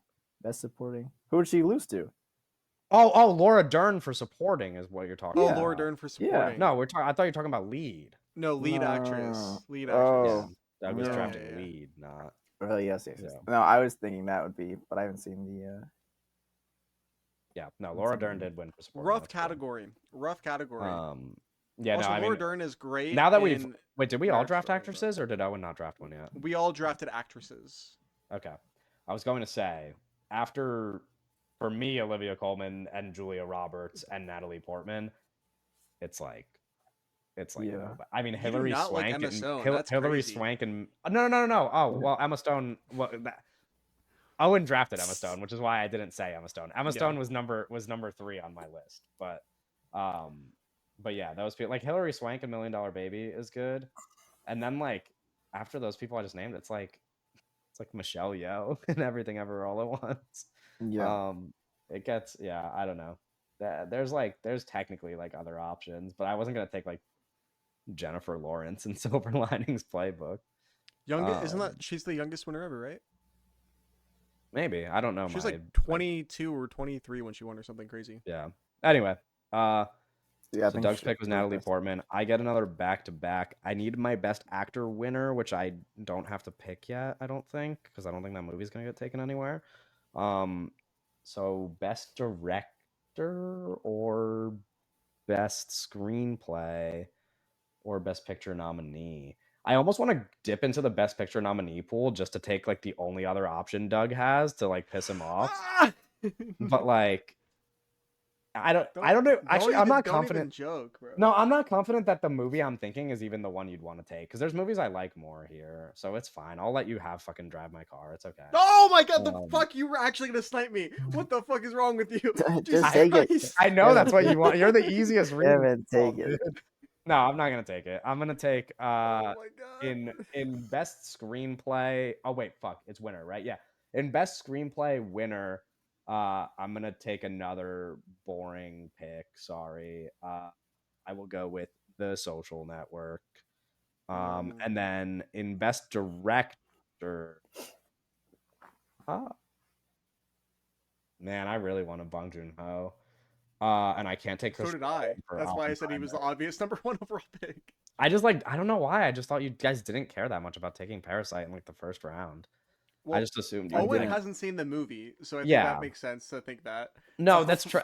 I guess I should have thought differently, but my logic was just that like there were enough like Drive My Car or whatever. Like there were enough movies because I wasn't thinking about like my list. I was just in my head. I was like, oh, there's so many winners that Doug probably has a couple movies that he likes more than Parasite, like that he's gonna take instead. So like I just assumed Parasite would make it back to like my second pick at least. No, But Parasite is whatever, one it of like clearly the didn't. 15 good movies that has been nominated. That has Sure, like won yeah. Oscars this century. For best director, I am going to take.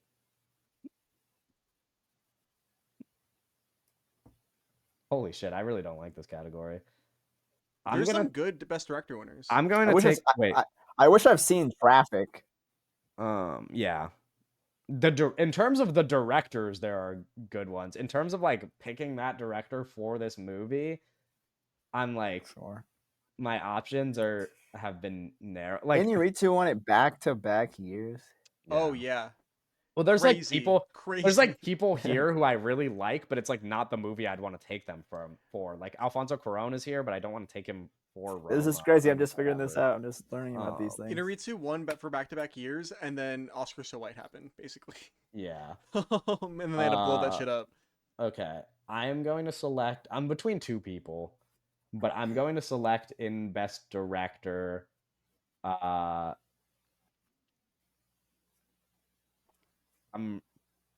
really don't know how to pick between these two Hey, people. hey. I really don't know. Hey. Can someone just say like Who are the two? I'll tell you who you- to. No. I want you to Who's just the two pick. I picking want you to from? pick blindly. Just say one or two. Oh, I don't. But you Two. guys have to I agree. can't. No, that's not, I'll One. just tell you who my runner-up was. I was going to take Ang Lee was who I was Okay. going to take if I couldn't get Oh, Bong he Joon-ho. cut out. Is everyone That cutting is- out? Or is it just me? Well, no, Doug didn't cut out for me. It's just me. Ang Lee is one of the two people that I'm picking Yeah, between. that's who I would have taken. I'll take Ang Lee for Brokeback I'm Mountain. in I the don't. Nobody for selected Frozen. Brokeback Mountain or anything yet, right? No. Okay, I will take. Did it Ang Lee win for anything Brokeback else? No, Mountain. I was actually gonna ask next time. Next time it was my turn, I was gonna say, "Is anyone taking anything in Brokeback Mountain?" I was gonna Well, say now you that. can't. Ang Lee for Brokeback Mountain is Yeah, my best well, director. makes my decision winner. I think Ang Lee's for sure. I mean, he also won. He won twice. He won for Life of Pi too. I think he was Yeah, probably that's the true. best win after Bong Yeah, Joon-ho. technically you could still draft him for Life of Pi if you wanted to. That was Yeah, not might the be other what I option that I do. was picking between, but I'll reveal that after. Yeah, Owen drafts my his best options are: director. hey, should we do Ang Lee for this movie or Ang Lee for this movie? I think that's what my options are. It is back to Doug, I think, in the middle here. Yeah. I just need to take this so it doesn't get taken. The Departed.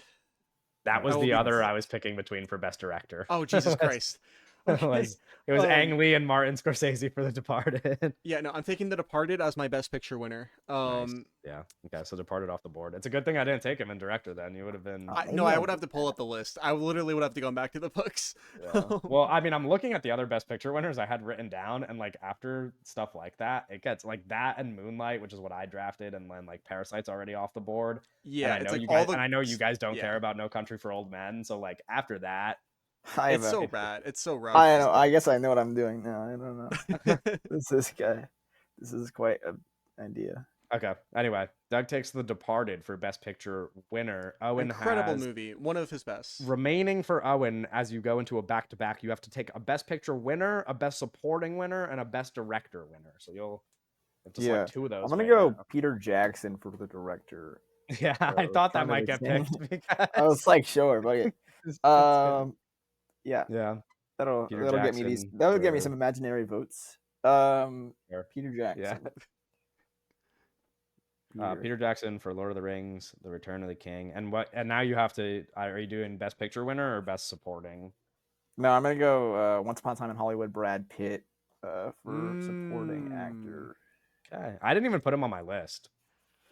I considered him. I just like also don't like that movie as much as most people, but I don't know. Maybe I just yeah. Well, I was like, I wanted to get Moonlight early, but then I didn't get that, and then it was like this or like The Holdovers or like Boyhood or something. Like I was like my well, the Holdovers pick would be in terms of like, and again, this is not like there's no like way that we're going to measure the winner, but in terms of Oscar dominance, there's not too many runs as dominant as Davine Joy Randolph just winning every single award. Yeah, that's kind of not how I was viewing it. But... So if you were going to be drafting with that logic, she would actually be a great pick. Yeah, with that logic, I would have just taken Kieran Culkin. Okay, I would have just mailed in my ballot early. All right, Doug, back to you in the middle. You've got Best Screenplay winner left and Best Picture nominee. You've already, I guess, revealed your cards on Best Picture nominee, but yeah, okay. I'll just say so for I'll take Drive My Car for Best Picture nominee. Okay. That is the movie I wanted. I can't believe you fucking knew that. Yeah, no, I knew you wanted. I mean, I was looking because I was looking at my list and I was like, which movie on my list would Doug want? And it's that. It was either that or another movie that I won't name until we kind of go through, I guess, some honorable mentions. But sure. But yeah, Drive My Car, incredible picture. Owen, you would like this movie. Yeah, it's long. Yeah, it's long. It's long, yeah. I don't know. I got Hong Sang Sue's the one. It doesn't feel that long, I don't think. It's incredibly well paced, but From what Yeah, I no, remember, doesn't make I it know not I 3 would hours like. long. I know I would like it. It's just there's so many movies, so it's tough to. Sure. Yeah. Okay. Also, one of the coolest nominees fucking of all time, I think, Drive My Car. Crazy Yeah. the movie Yeah, got nominated. I have Best Actor left and Best Picture nominee, and these are I got a back to back for my last two here. Best Actor, my pick stayed the whole way through because I don't think it would have gotten taken. I'm going to take Casey Affleck for Manchester by the Sea, and then Best Picture nominee. I'm going to draft. Drum roll. Okay, there's a movie that I would like to take here that I'm not going to because Doug and Owen would shame me on the pod. Oh, And what is so, it? What is it? What is it? And so Let's shame you anyways. instead of picking my Bro, I wanted to take Barbie. no, but instead of taking my Yeah, remember probably Barbie? favorite movie of the bunch, In 10 I years, we'll will be take- drafting Narnia. I will take a close True. second. 10 years. I'm going to draft When all Tar. of them are out. Wait, what did you say?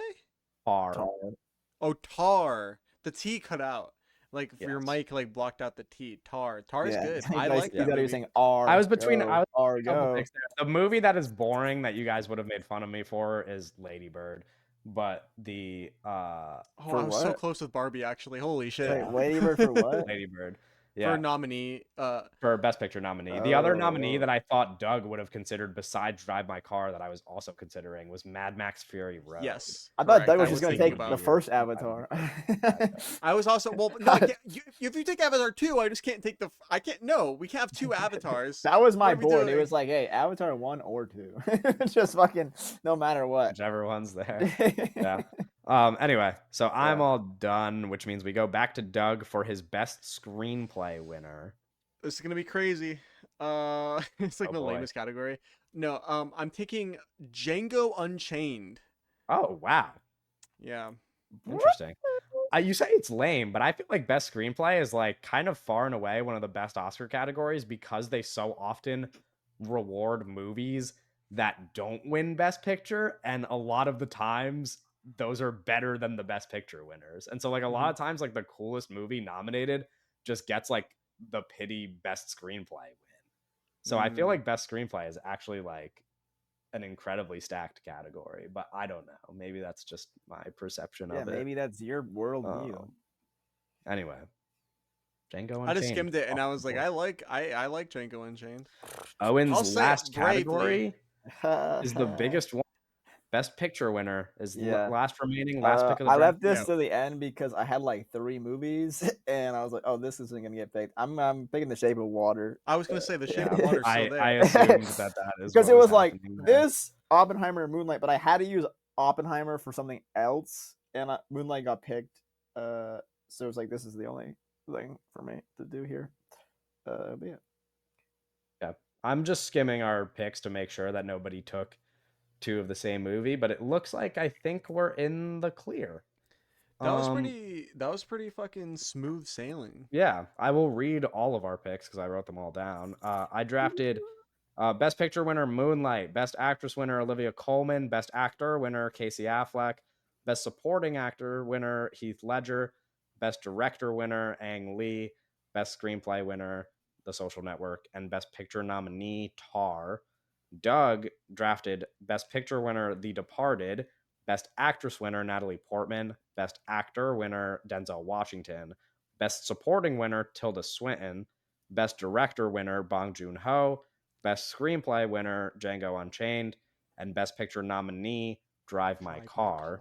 And Owen drafted Best Picture winner The Shape of Water, Best Actress winner Emma Stone, Best Actor winner Cillian Murphy, Best Supporting winner Brad Pitt, Best Director winner Peter Jackson, Best Screenplay winner Call Me by Your Name, and Best Picture nominee Avatar: The Way of Water. I think I kind of torched you guys. I'm not gonna lie. I will say, I think if there were a fan vote, Owen's team would be the runaway favorite, if not for the fact that he drafted The Shape of Water in Best Picture.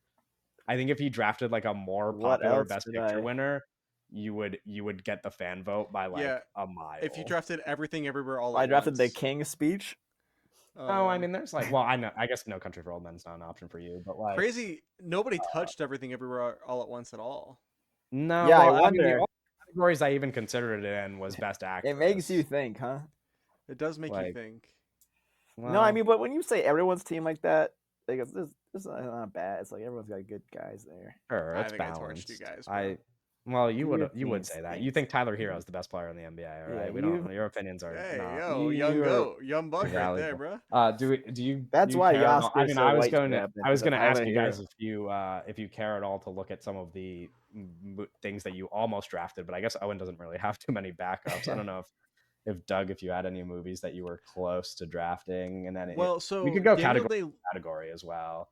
sure. Best Picture winner. Yeah, I mean, you guys mentioned Everything Ever All at Once. I guess there's really not that much more here. I had so few options. I had like Gladiator here, for example, but I know you guys don't. Yeah, I was like, I'm gonna take Gladiator. I also was considering Lord of the Rings, but Owen took that for director. Yeah, I don't know. I think we named most of them. Like I had Argo on my list. I wasn't gonna draft Argo, but like I just like just in Argo, terms fuck of yourself. like just to like put it in perspective of like the options. Yeah. Yeah.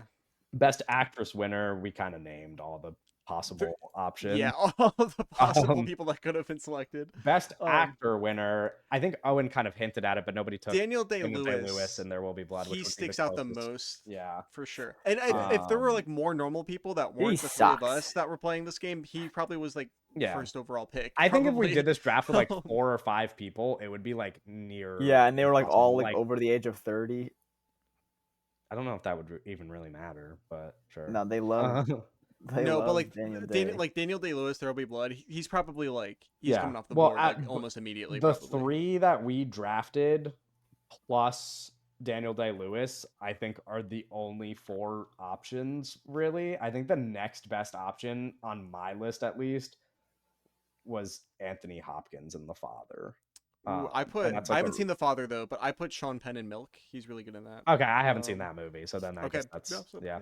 There was Sean Penn in Mystic River though. He also won for Mystic River, I think. Yeah, I was like, if something goes fucking horribly wrong, I might have to just take Sean Penn in some movie that I haven't for a seen. movie you haven't seen, yeah. There's Matthew McConaughey in Dallas Buyers Club. There's what else? Jeez, Will Smith in King How are the Richard? politics in Dallas Buyers Club? Have they been aging in gracefully? in what's it called? I was reading about how awful that movie was in Corpses, Fools, and Monsters yesterday or a couple days ago. Yeah, that's what I was kind of alluding to. Well, I don't know the last time I watched Dallas Buyers Club, but it was a long time ago.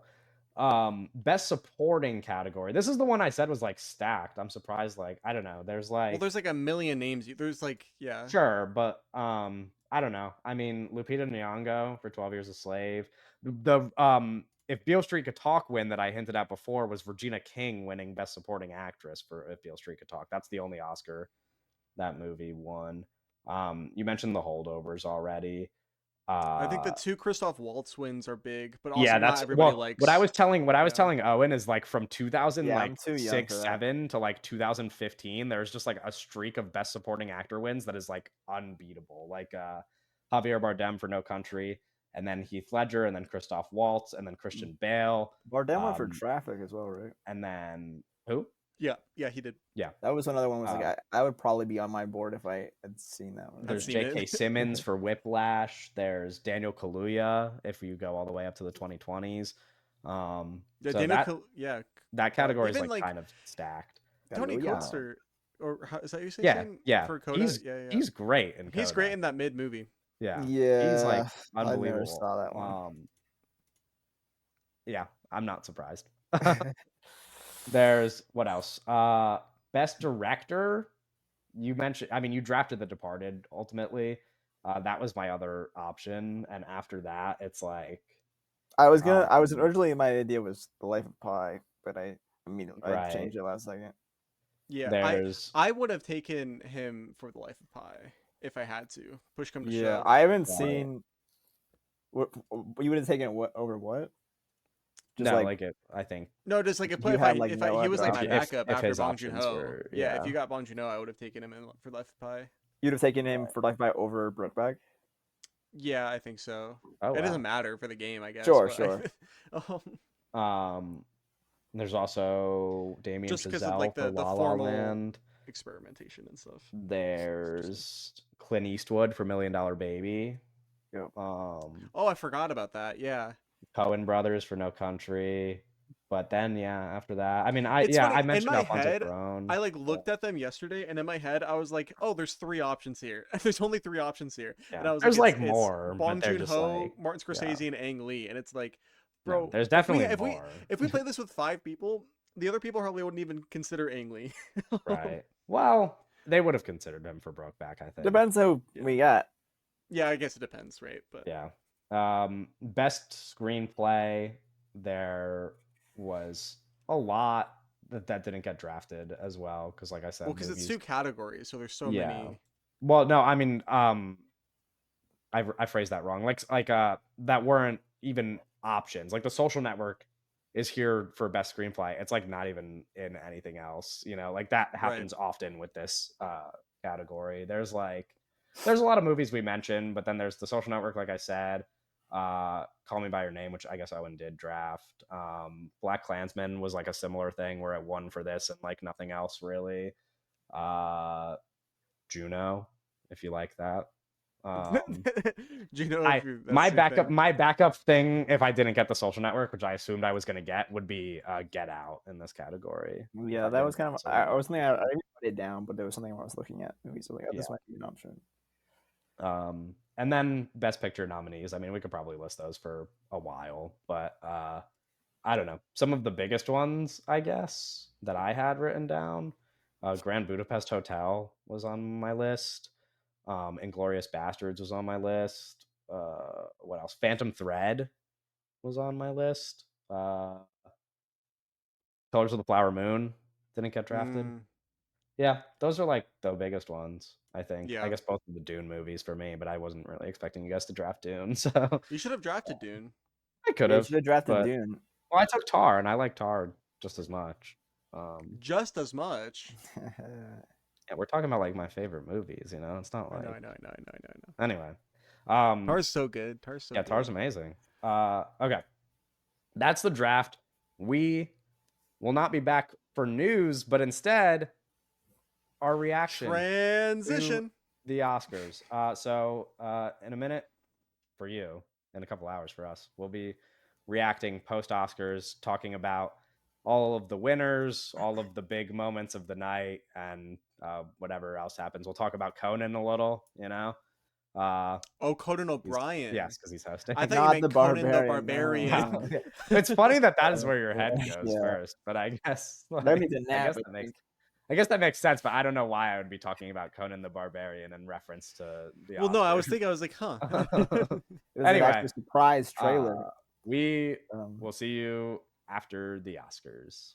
Transition. Okay, we're back. The Oscars just ended about 15 minutes ago. We've got plenty to talk about. We'll talk about some of the big winners of the night, but first, just for funsies, big losers. Just for funsies. No, not losers. Loser. I want you guys to, starting with Anora, which won Best Picture, I want you guys to name all of the Best Picture winners going backwards before you can't anymore. What? Okay, we could do this. Owen. Oh, I can't do this. Yes, we get. So Anora was this year. Oppenheimer. Yes. Oppenheimer was last year. Yes. Coda. Coda, Right? yeah, Coda, Nope. Coda. Oh, wait, no, what was after Coda? A movie you Anora? just made fun of earlier on this podcast. Earlier, that was 7 hours ago. That was Okay. a million years ago. While we were drafting, you made What fun year of is it? Wait. It's Okay, the- wait. We have to say the years. So 2025 Oh, was Coda Anora. was Anora. 2024 yeah. was Oppenheimer. Yeah. 2023 was some bullshit, right? This is bad. This is Nomadland? bad. Was it Nomadland? No. Oh my god. No, How no, are you guys no, missing this? 2023. Huge movie. Hugely Wait. liked movie. Hold on. Hugely liked. really liked. Hold on. It literally just won Best Picture 2 years ago, guys. Who's Hold directed on. it? Super well liked movie. Hmm. Not by us, which is why I said you were making fun of it before. Well, But like everybody loves this movie. I don't know how you're forgetting it. I wasn't alive. Wait. Okay, hold on. Jesus, Guys, everybody, hold come on. Everybody, on. calm down. This is crazy to put us on the spot. I know, but I thought you would fail like a couple spots for me. This is the most obvious one. It's not the most obvious one. The most obvious one is Oppenheimer. The most obvious one is Anora. Literally happened right before Oppenheimer and was equally a huge sensation. So Oppenheimer, that was the Barbie and Oppenheimer year. Yes. The year before that was Oh my god. I can't I it's on can't the- even name a movie that came out that year. It was Wait, 2020. wait, That was wait, wait. it was the Avatar year, right? Yes. Oh shit. Yeah. So that it was what beat that movie? It was some bullshit. What else was nominated? It was and you got to help me out, dude. I will read can't- other nominees to you guys from that year. It is the year that Avatar was nominated. And- Elvis, Tar, Oh, Banshees of oh, Inisherin, Wait. Stop. Top Gun Maverick. Stop. I can do it. I What can do was it, I the can do it. movie? The Whale. No, Did that no, not it win? was not That the didn't whale. win. That was that year. That was though. that year that Nice. I'm getting closer. Um, Have I Dude, seen this is movie? so I didn't think that this was going to Wait, be Kevin, have I so seen this bad for movie? Yes, dude, of course. What do you mean, of course? I can't believe this is going to be so bad for the podcast reputation. I don't. you did this. I'm. Bro, cut this my out, cut brain this is out. cooked. I was just live for fucking 10 hours watching Conan O'Brien make racist jokes. I literally like we can't move on until you get it because me Oh. telling you the answer is so embarrassing. Wait. wait, no, that was. But last- you have lost my challenge on the No, second no, year. no. We can get it. No, I mean because the point of the challenge was for this to be rapid fire. No, because I don't know. I'm gonna read you. Okay, I'm gonna read you my brain is fried. It's I'm gonna fucking read you fried the chicken. full It's 11 p.m. 10 movie lineup and exclude I'm the so answer. tired. The 9 movies that lost that year: Yeah. Top Gun Maverick, Women Talking, The Banshees of Inisherin, Triangle of Sadness, I was The googling. Fablemans, All Quiet No. on the Western Front, Avatar: The Way of Water, Elvis, No, I and know. Tar. No, I know these movies. Yes, and then this What? movie won. I don't And think it's a I. movie that we don't like. In Wait, many right? ways, it is like it's Oh, not it's everything everywhere all at Thank once. you. Holy shit. Oh Everything man, everywhere all at once. talk about irrelevant, right? Talk God, about fell off fucking the God. face of the earth. Talking about not Okay, even. so you guys got No, Anora, obviously, Oppenheimer, Everything Everywhere All at Once. You said Okay. Coda, so I'll count it. Wait, is that Before Coda's the one before that? 2021. Yeah, Coda's one before that. Yeah. And Okay, then Coda, well, we're gonna keep how- going. Coda. How much further can you make it? But okay, next time you stall like that, I'm cutting it off. There's no okay, next So- one. What is it, Doug? Wait, no, 2021. 2021. Some movies that came out in 2020. So, COVID movies. Nomadland. That was Yes. Nomadland. The year before that. It's the 2020 Oscars, which were movies Yeah. that came out in 2019. That was Oh wait, Also hold on, super obvious one. hold on. Oh, Parasite. Parasite. Yes. Parasite. There Okay. you go. Then 2018 was The Favorite. Nope. Oh, Ah. fuck. What was it? It was Green Book. Oh, right. Duh. Green Book. Okay. Anyway, you guys didn't Nice make it job, very far. guys. I guess it gets hard around there. Green Book, Shape of Water, Moonlight. Yeah, I mean, I didn't Spotlight, watch Birdman. them. I didn't watch those But- shows. So Yeah. Well, I can't even. No, the Everything Everywhere can't All at even Once be thing, that was counted. literally like that's literally just because like I'm exhausted, dude. I'm yeah, so sure. tired. Okay, that's. I which don't is think I. fair. I don't think I. That's Did the you first. watch tonight's show, Owen? I watched the Or whole are we show just- tonight. I don't think I've Okay. watched the whole show. I watched the Until whole tonight. show. Okay. I watched the whole show last year Okay. and the year before. I have some things to discuss in key points before we get into specific award winners. Just some general things. First of all, the opening. We'll go in order. Wicked performance to open the night. Yay or nay? Nay. I liked Really? it. Oh, I liked it. To Yeah, open that's a the yay for night? me. To open? It was Be like the first weird- thing that okay. you see? Yeah, It was good. like know. okay. think I it's thought it neat. was fun. It was a Yeah, good I liked reminder it. that like, oh, these are like fun songs in a bad movie. Yeah. That's fair. I I don't. You was, know what? Maybe but it it was is a like yay just because like it was I the most popular movie at the Oscars, and they are like the most famous people nominated for stuff. yeah, I thought Yeah. it was fun. I didn't Yeah. like it wasn't like Yeah, it makes sense to start the night I thought with a the really performance was popular good. movie. it was kind of long though, but I thought the performance Sure. was sure. good. There's a couple of those, I but don't that's know. a It was like um the first 10 minutes of the show was just like Ariana Grande and Cynthia Erivo singing Sure. yeah. before anything Uh else. I'll group these in together, but the both Conan's opening and monologue, the substance opening and the monologue, and then just what you thought about Conan for the whole night in general. Incredible monologue. My favorite moment of the whole night was the Adam Sandler bit. That was Yeah. it was so Very unexpected funny. and so funny because it was like, oh, Adam Sandler's like where it was like I thought it was like a simple bit where it's like, oh, cut to Adam Sandler wearing street clothes and it's like, oh, ha ha ha. But then Adam Sandler stood up and started Yeah. fucking yelling in the audience, and I was like, holy shit, Yeah. that was so funny. He Um, rocks. I loved Conan. I thought he was great. I know He was like really yeah. good. It's a very hard job. This is it a is a very hard tremendously hard job, job. and I think people will probably exaggerate. And like obviously we were not watching the Oscars when like Billy Crystal was hosting, but in terms of like modern hosts, like at least Better in than the Jimmy past, Kimmel. yeah, at least in the All I past know is Kimmel. I'm like gonna be honest. All I know years, is Kimmel. it's I mean So it's like incomparable. I mean Conan I thought was great. Like I thought the Didn't opening Kimmel did it like monologue 3 was years in a row, right? yeah. yeah, he was kind of the regular Uh, guy for a while. But I thought the monologue rocked. I thought the jokes throughout the night were very funny. Like yeah. the Estonia bit Well, was I very think silly. the best thing a host can do is like if they pop up again, I don't want to be like upset that I'm seeing them. Like Yeah, again, like Right. every time Conan appeared, I'm like, oh, this is fun. Like this is every time he appeared, I yeah, was like, oh, this is cool. I thought he did a great job. yeah. They had good like bits, but I even liked the like Dune sandworm thing when they just like cut to the orchestra and it was like Yeah, that playing was the a good harp. bit. I'm like Yeah. they had funny bits prepared, Uh, which I appreciate. it was Um, clear that like he kind of took this as like an honor and like the deep yeah, care for like this as like a thing and like just like the Oscars as like a culture thing. yeah. Honestly, it's a little different, right? But it kind of felt like similar to what a what's his name? Oh fuck. The guy that hosted the Governor's Ball. The governor's ball. John Mulaney. John Mulaney, yes. Oh, Owen, oh. thank you. It kind of felt like similar to like what like John Mulaney energy a little bit. So like how like Yeah. he would also have done it. I think John Mulaney's funnier than Conan, but you know, it's like similar Sure. kind of bits and stuff.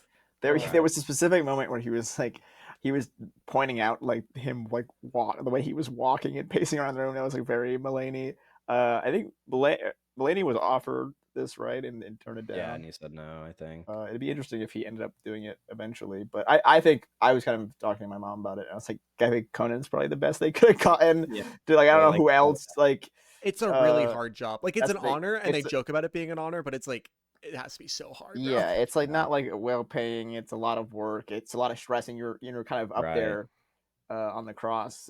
So it's Yeah. like But there's like I think he at the did end of the great. night, there's like nothing to give him shit about. Like everything Yeah, landed for yeah, the most part. Like I don't know. The whole the energy never really deflated, and when it did, it was things It that wasn't his didn't fault. have to do with Yeah. him. Yeah, Yeah, yeah, yeah. which like The we could energy get. I did mean, deflate a couple of times. It pissed me yeah, off well, actually when it I'm did. gonna bring It up really another pissed one. me off. Next thing on the list that I'm sure I could predict what you guys would say about this, but yay or nay on the James Bond tribute segment. I legitimately think it was like as good as the Oscar show could have been. Like it could not have gone any better from the beginning monologue all the way up until that Oscar bit. It's up until the James Agree Bond bit. completely. There was Like it was like 80 it was minutes. like It was 80 perfect. minutes of like perfection. I was Yeah, like, this is literally such a good perfection. night. The energy was so high. They do I don't.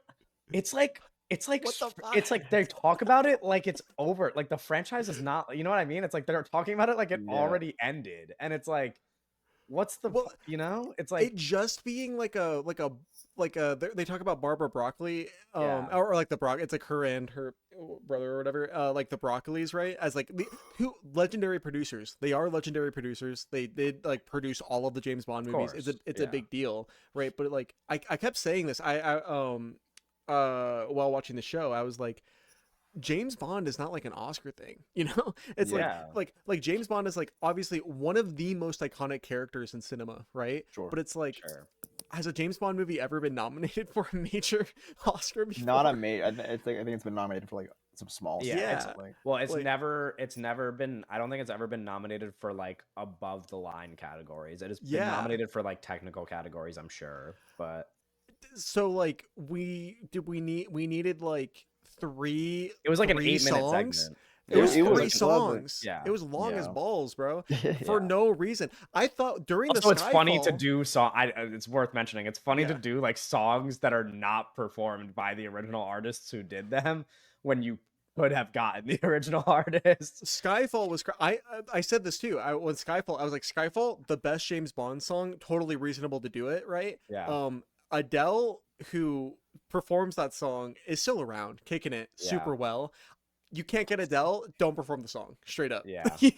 Like, Which, like, to be fair, I really like Ray. I just listened to Ray's album for the first time like 2 weeks ago, and I was like, I like this quite a bit. I She's really like not Doja Adele. Cat. I really like Doja Sure, Cat, and yeah. I was like, why is Doja Cat on my fucking the Oscars It's- right yeah, now? Makes no, yeah, it's strange. Anyway, Bond tribute gets a Yeah. big. What? So that yay. was the tribute was because of the broccoli The- giving it to Amazon. Is that the reason for that? because I guess they were just celebrating them as producers, and so since they're like, I guess I assumed it was like because like the Broccoli's are like retiring or something. yeah, You know, something like that. yeah, weird. I thought Um, during Skyfall, I thought like, oh, they're gonna announce the casting for James Yeah, Bond. I was like, well, this that is was gonna like, be a that was huge the deal. only way this like would make sense. Was like they like did all this like crazy theatrics, and then like Aaron Taylor Johnson like pops out of the floor or something, you know? Yeah, no, literally, I Which thought that that's would have what been was going to crazy. That would have been happen. like, That well, would've that's been what I crazy. yeah, I said that That would have initially. justified it. as- That would have been like, oh wait, that's huge. That's really Exactly. cool. But, Yeah. like, And then it was just like, oh, okay, and then we're moving on after Do you like, think- 10 minutes though- of Do James you Bond. think though that if it was like okay, let's say because for example, when we've talked about Bond in the past on the podcast, we've mentioned like a boring casting would be Aaron Taylor Johnson. Do you think if the whole thing was building up to them announcing it and then they did announce it as somebody that we don't want to be Bond, it would suck the air out of the room more? no, Whose room? What room? No, It's it like- wouldn't from- have- for us, you know what I mean? Like would it it, make, wouldn't would have it because, deflate like, it more? Or there would it would have still been be- something to get excited for instead of just Sure, being like, sure. why are they Yeah, playing a bunch of James Bond songs? Well, I don't know. It's like say Aaron Taylor Johnson popped up, I'd be like, oh, this is like it would be crazy. I just feel like it'd Yeah. be crazy no matter who. And like the kind of the natural and the culture that we live in right now, like it is expected that we're gonna hear who the next Bond is via like Twitter, right? It's like Yeah. there's gonna be a tweet one day, and it's like, oh, and that it's in itself will be crazy. But for it to Yeah. happen on the Oscars through that, I think would have just been a moment no matter who they cast. But yeah, I so feel like more and more they will do that at award shows because like what's her name? Like every time Taylor Swift wins a Grammy, she just like announces whatever like her next thing is. yeah, like, and Kieran Culkin keeps announcing babies. yeah, Yeah, exactly. that was Well, funny. We're gonna talk about some winners in a second, but I guess the other thing is the in memoriam. I mean that was just I thought a disaster. Yeah, I mean, you knew it was coming. They I missed don't- a lot of names.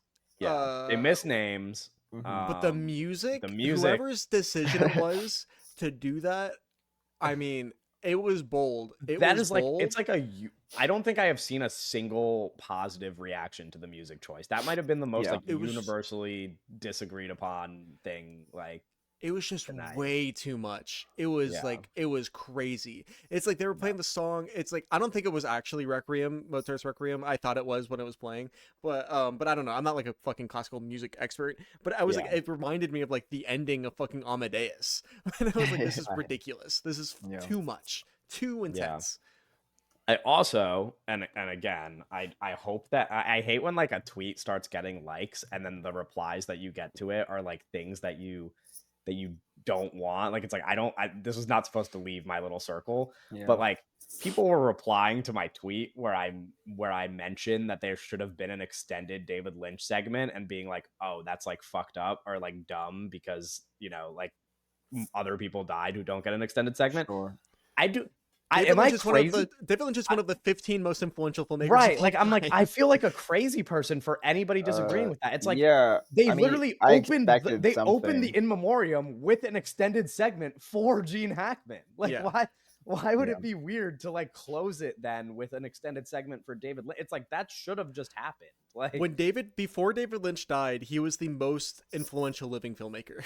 yeah, Like and it it's like, was, and not just yeah. that, but it's like this idea that like, oh, like everybody deserves the same. Like they never Well, they do did a that. They Quincy already Jones like, yeah, they did. segment. First of all, Quincy Jones got his whole own thing, which is different because that's like dedicated to like Sure. his achievements and not just him dying. But like I like that a lot, during the Quincy Jones thing. But during the in memoriam, they literally play clips of like the famous actor. Like Maggie Smith gets her own clips played because she's so Yeah. iconic. So it's like it's Well, not any it was different. Like you're interesting that already they. showing favoritism to people. It's not like crazy to Yeah. show favoritism to one of the greatest directors I ever feel like passing they should away. have Like that's showed normal. a clip of David Lynch rather than like yeah. him, like because it was like a photo of him and then like his film.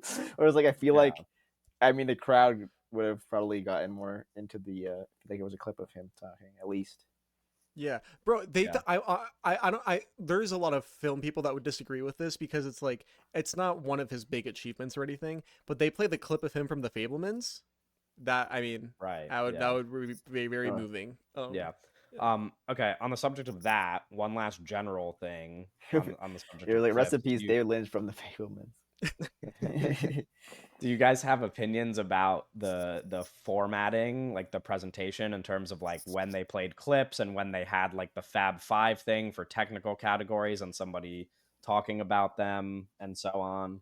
I don't know how you guys feel. I really like the Fab Five thing for some of the technical categories. Yes, I think it is like really cool. I thought it really for specific. They did it when they did it for was it costume design Yeah. early. I thought that was so effective. I thought that was Yeah. really amazing. Specifically, when it works, I it think works. I am like so pro doing everything possible to highlight the art in every like it's like you could just cut the fat out of most shows and I'd be cool with them doing like a whole thing where like Yeah. like they did a couple times where people it was just clips of them like talking about making the art like in I forget which categories, but they're, you know what I mean, they're literally talking about their whole process, and I'm like I'd be cool with them doing like the show being longer and them doing that for every award, and though and in addition people just being able to do their whole speech. Like it's like people in those categories who get played off in 10 seconds, it's like just I don't care. Like if I have to stay up 2 minutes later for somebody to get up there and like Sure. talk about the biggest thing that has ever happened in their life and like all of the work that, like, dude, knock yourself out. Like who gives a fuck? Like that I have a should just be take. how the night goes. I have a runtime take that is like I'm like dead serious about. And this is controversial, and everybody that and nobody's gonna really agree with this. That's above a certain age. I think I'm so serious. I think that they should take the Academy off TV. I think they should take the Academy off of cable. Like it's on. Is it on like ABC or something right now? Right? Yes. They take Which it is off where of I ABC. watched it, by the way. I watched it on Hulu. cable. And I watched it on Hulu, and I Well, had didn't like Hulu like fail at some point? I saw people saying that during the Best Actress presentation, they just like Hulu cut off. Yeah. I watched it on Hulu live TV, so it was different. But like there was also a normal Hulu, and apparently the normal Right. Hulu stream just like ended before the fucking Yeah. categories was over. Which is ridiculous also. And that's like I can't think- imagine how many people were watching on that version. Like that's Yeah. crazy. I think my take is this: you pull it off of ABC, right? Take it off of TV. I'm 100% serious. Streaming only, and you stream it for free. Like stream it on like you have you stream it on YouTube. You stream it on you stream it on like Twitter. You you just stream it everywhere, and don't like you have like blocks for for vibes so that it flows, but like you don't worry about runtimes. You never play anybody off. You know, you just like, you know what I mean? I don't know. Maybe that's crazy, but I do think it's still possible for them to just like book a longer TV block like they're the Oscars, you know? But like yeah.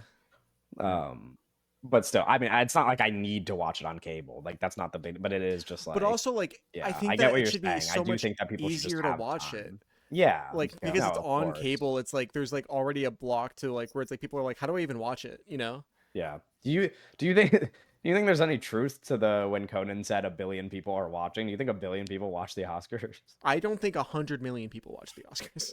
No. Well, I also it's like I'm assuming the count is just like at any point, you know, like in total it amasses 1 billion people over the the course of the Every 4 hour. Oscars ever amounts to a There's million. 8 billion people in the world. So do Yeah, you think no, I 1 in know, 8 but human like, beings alive tuned into the Oscars? Yeah, why not? well, it is quite a global event considering that like it It's got involves Brazil, it's got Latvia, it's got the French. yeah, but Do you think like I don't No, think a no, a billion billion people did people not. watched Billion a people are not watching it. no, movie? a billion. I don't think a billion people watched it, but Um, I wonder what the highest number of like current viewers was like all at one time. you It would was probably know. It was like streamed.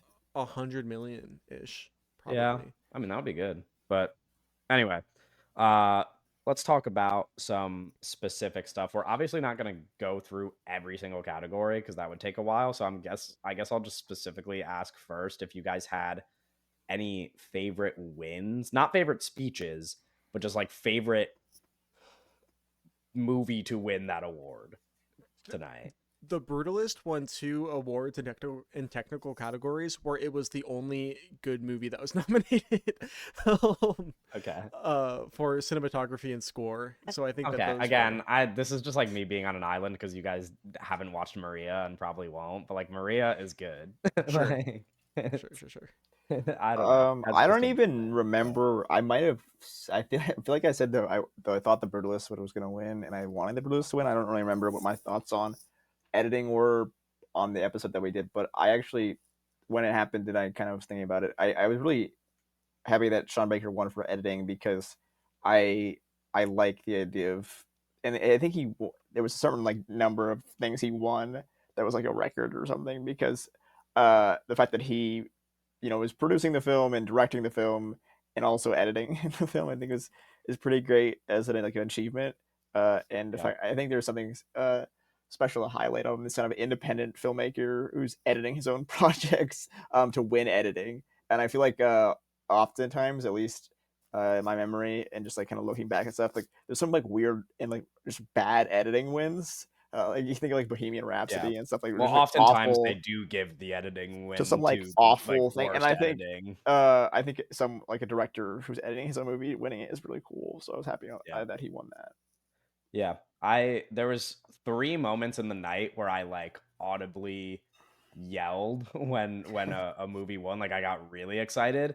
One of which was and I don't know why this got me so excited, but just like all of us predicted Wander to Wonder to win animated short, and then If Yeah. I and had then seen them, I would not have later predicted that. If I had seen them yeah, and then beforehand. later Yuck became the favorite by the odds. And so when I was Mhm. like doing my predictions, I never even considered that In the Shadow of the Cypress could win, and it was my favorite one. So like when I saw it, like that was the only time tonight where I was like legitimately like super surprised. And when it won, I was just like, "Holy shit, like that was awesome." So I I was loved surprised for that Shadow of the win. Cypress one. That was really cool. It's a good I short. really got excited when I'm Still Here won international, which like I mostly expected, but I still had in the back of my mind like, oh, Amelia Perez could just win this, and then Yeah. that's lame.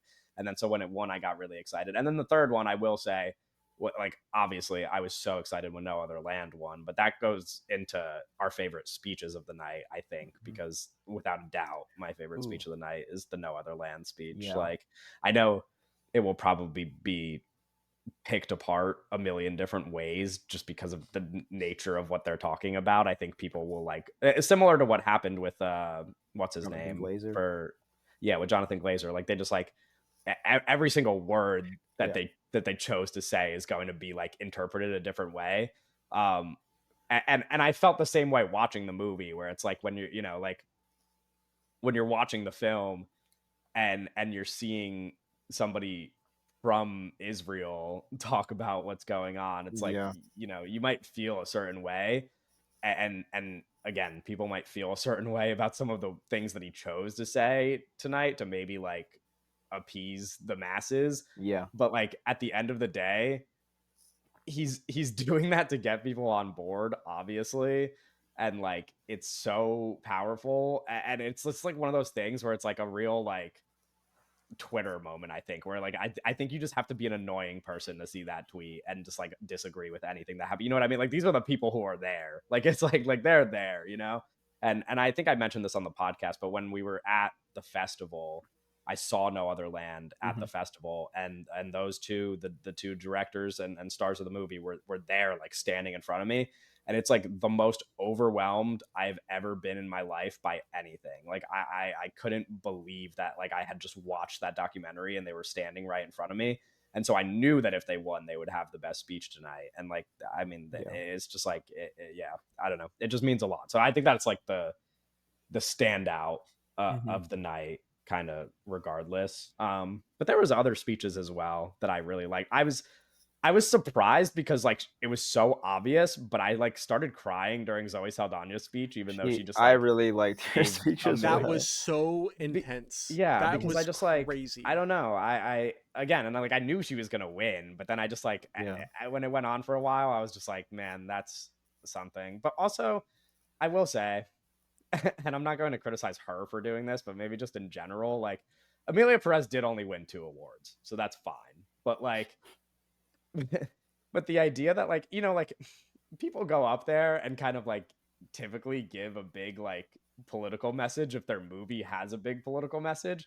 And like neither of the two Amelia Perez wins mentioned anything about like how much trans people are Yeah. struggling and like right now. Oh Which is yeah, like they didn't like say didn't anything even about bring trans that up people. as like a you know what I mean? And it's like somebody probably should have said something in one of those wins. Yeah, that was So I get it. I get her making it about her because it is an acting win, but like, yeah, that probably should have happened Yeah. at some point. Great speech though. Like that was one of my favorites of the night as well. I don't know if you guys have any favorites other than Oh, those favorite two, but speech? yeah, My favorite speech was Sean Baker's right, speech for Best Director. yeah, Obviously, it was no, very yeah, good. that one was Yeah, great no, as well. I really like Zoe's, and I thought every time Sean was up there, and just kind of his speeches, from prior award shows, his kind of, uh, giving light to not only independent cinema but the movie theaters and how Yeah, important some of that stuff is. And I think, as someone who's up on the stage, I think that's, it's important to thank the people who got you there and people who held you there. But I think using that platform to kind of, help, the industry in the way that you think it should be helped, and, help kind of, especially from an independent standpoint and where he's kind of at.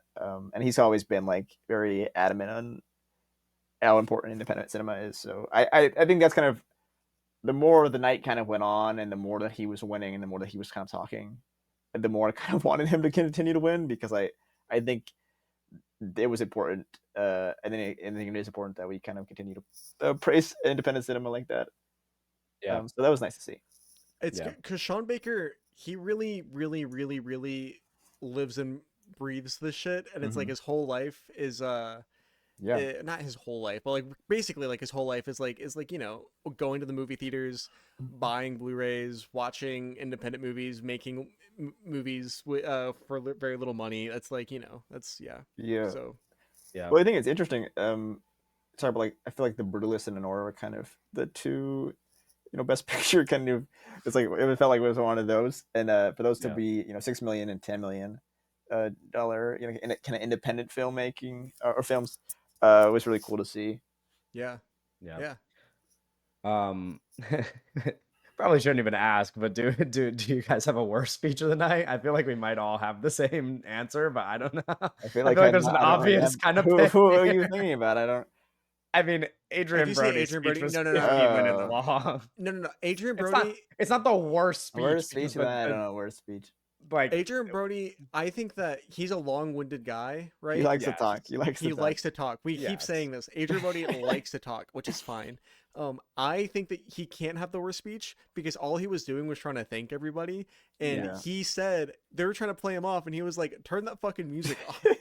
Okay, That sure, was but like so cool. That was he so also cool. talked for 15 minutes and some of those categories I mentioned literally were up there for 15 seconds. Yeah, that was Like Yeah, kind of. I mean, it was it's shitty. Especially like yeah. It's when you have not like there's his like fault four that he's guys like up there, and then actually like the doing a long fourth guy speech. can't even say anything. Yeah, that's what I mean. Like Yeah, it's not Adrian it's not the worst in the sense that's that not his his speech fault. is the worst or that I I don't want to listen to him thank all the people that he wants to Sure. thank. It's just like in the I context of the show, it is Yeah, the I worst think because it's just like the rough to fact see that we've somebody been go kind up there of and talk for doing 10 this minutes. for 97 years, and I feel like the structure of it needs to be revised in a way that, like, the fact that we have to, basically Yeah. kick people You off should the stage. literally only play people off if they like get up there and like start saying something like fucking awful. You know what I mean? Like they go up Exactly. there and I just don't know. start, like, I think especially like those minor awards that only get like fucking 20 seconds yeah. to talk. Like It's like we people have people to. are gonna Well, like it was know their thing.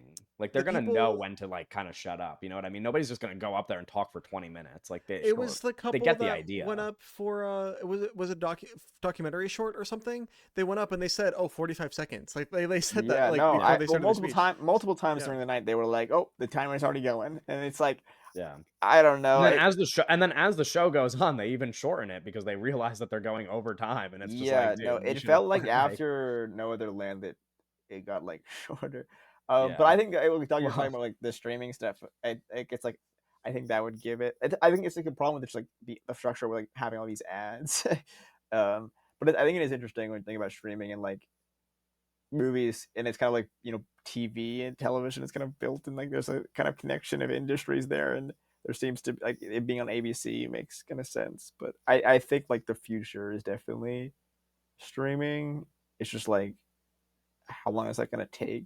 Because it's like yeah. streaming feels kind of like the opposition of like the industry in a way. So I don't know, but I think like I mean it is a big problem with the whole runtime thing. With the amount like the speech length it's rough. Yeah. Okay, before we Oh, like you know what? Actually, completely the wrap worst up. speech was when they started singing the Amelia Press song. Oh Oh yeah. yeah, I Oh, completely I forgot forgot about that. Wow. It's No, really that was the bad. worst speech. You're right. Holy shit. That was the worst speech, and it's not even close. Oh, that was Jesus Yeah. so Christ. awkward. I did forget about that. That That was was tough. crazy. I don't know what they were cooking there, but Uh, there's like a weird energy from them because they're yeah, like a no. couple too, right? So it's like Yeah. just their Yeah, vibe no. together. I don't My I know. don't, Pledge I should don't know have if I won like that that. instead. I don't know what that is. The song that the Virgin Pledge song from Megalopolis that Grace Vanderbilt Oh, sings. okay. I didn't know it I didn't know it by name. I didn't like, I didn't know. Yeah, no. anyway, Sure. yeah, no, that's actually really the answer for worst speech. I forgot about that. Yeah. What I was gonna say is, I guess we touched on a lot of them between wins and speeches, but just some of the major awards since we're not gonna go over everything. Sure. Lead actor, we already mentioned Brody. Supporting Brody. actor, you guys have any opinions about Kieran Culkin I didn't see the that are movie. positive? I like his speech was nice. Yeah, But speech was Yeah. nice. I haven't seen the film. So. The Okay. film's fine. Yeah. Yeah. But listen, Yeah, that was. I mean, that was the it's most. not my favorite everyone supporting knew it. performance out of all the supporting actor nominees, but like I do not think that he's bad in the movie Did all or so that all like, the he's all like He's just not bad in doing the his movie. He's or all not. the that he's just actors like were doing like his one note the one thing. that Like he like was expected, right? uh It was yeah, more Brody actor, I Culkin. would say. Well, we're gonna get to another one. Oh wait, actually, The never mind. best Never mind. actress winner, Mikey Yes, Madison, which we haven't yes, talked yes, yes, about. yes. Uh Doug, what Hey, Doug, happened, buddy? What happened, huh?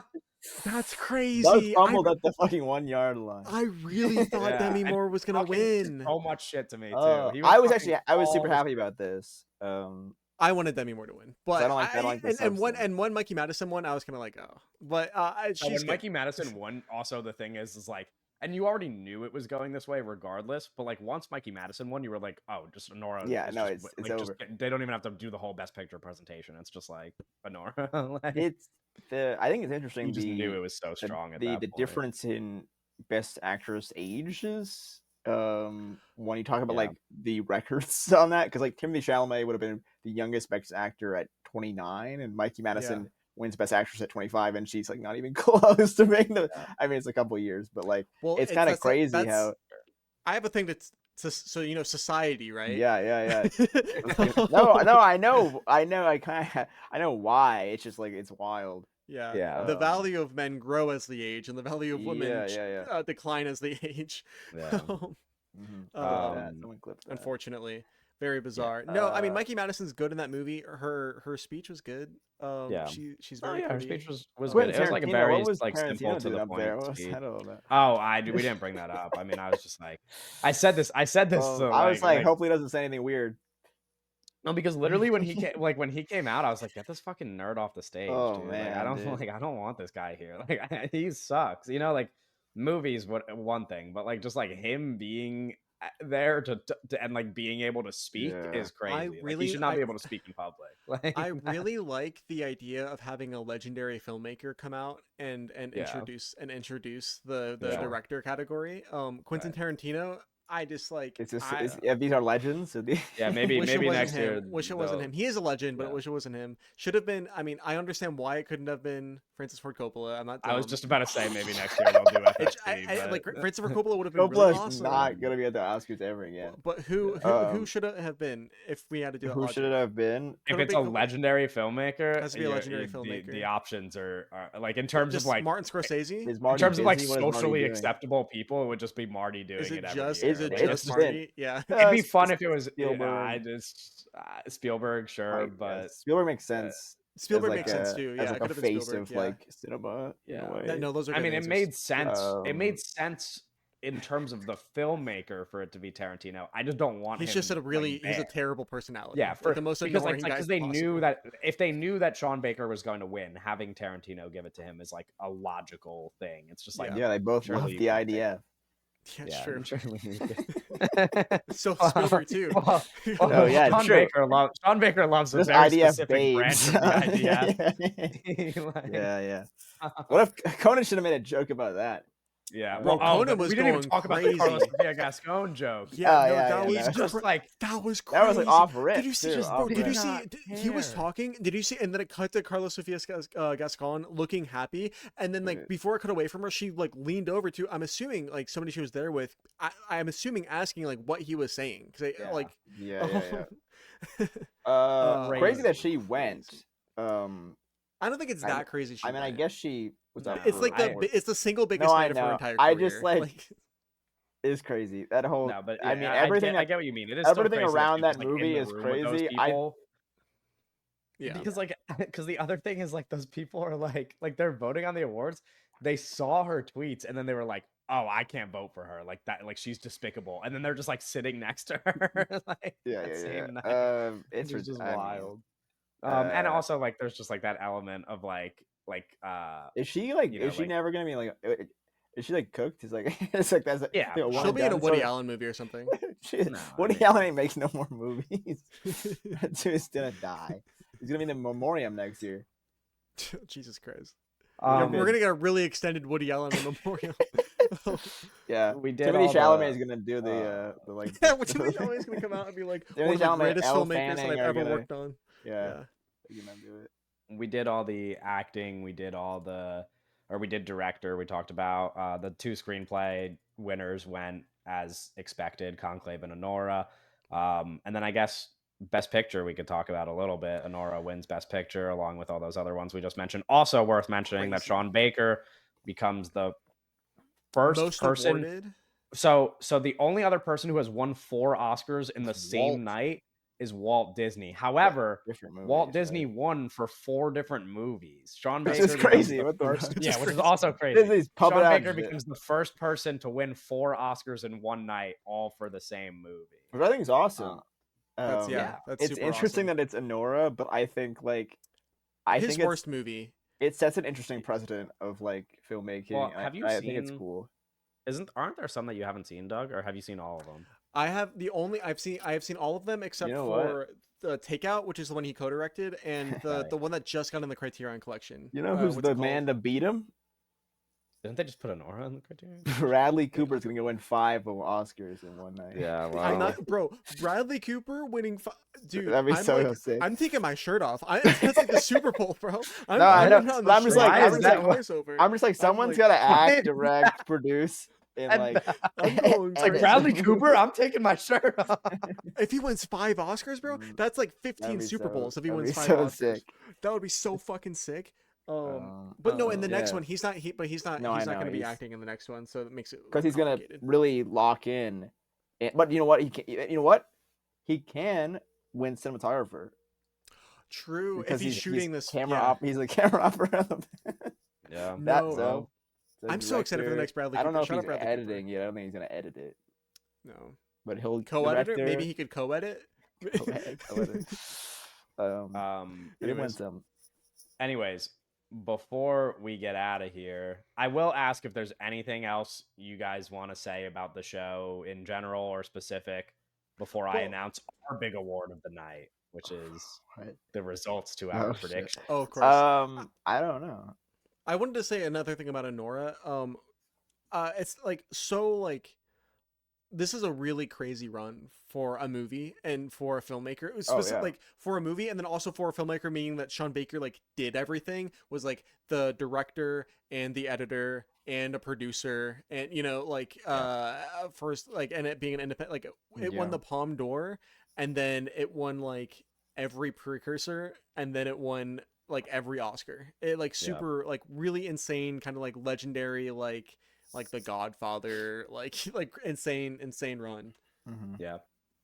No, I mean, cool. Also, like, I wonder where it'll, like, in this. I mean, we literally were just listing movies that had won Best Picture recently, and you guys could barely name any of them. So I wonder where it kind of falls in the like historic, 10, 15, 20 years from now, because it's like Oppenheimer deserved the run that it had last year, but like, I think this is crazier than the Anora's like Oppenheimer up. run. Anora's up there It in is terms of crazy. like movies that are actually going to be remembered for winning Best Picture. Yeah, no, Anora it's was like a an notable independently funded win. movie that, and it won the Palme d'Or, which is like the crown jewel of like festival prizes, right? And then it won all of the Oscars, which is like the crown jewel of Hollywood prizes. It's insane. That's insane. And I mean the movie isn't like, I don't know how to say it, but it's like the movie itself isn't like it's like not like a typical Oscar winner, I guess, in terms of like the type of movie it is.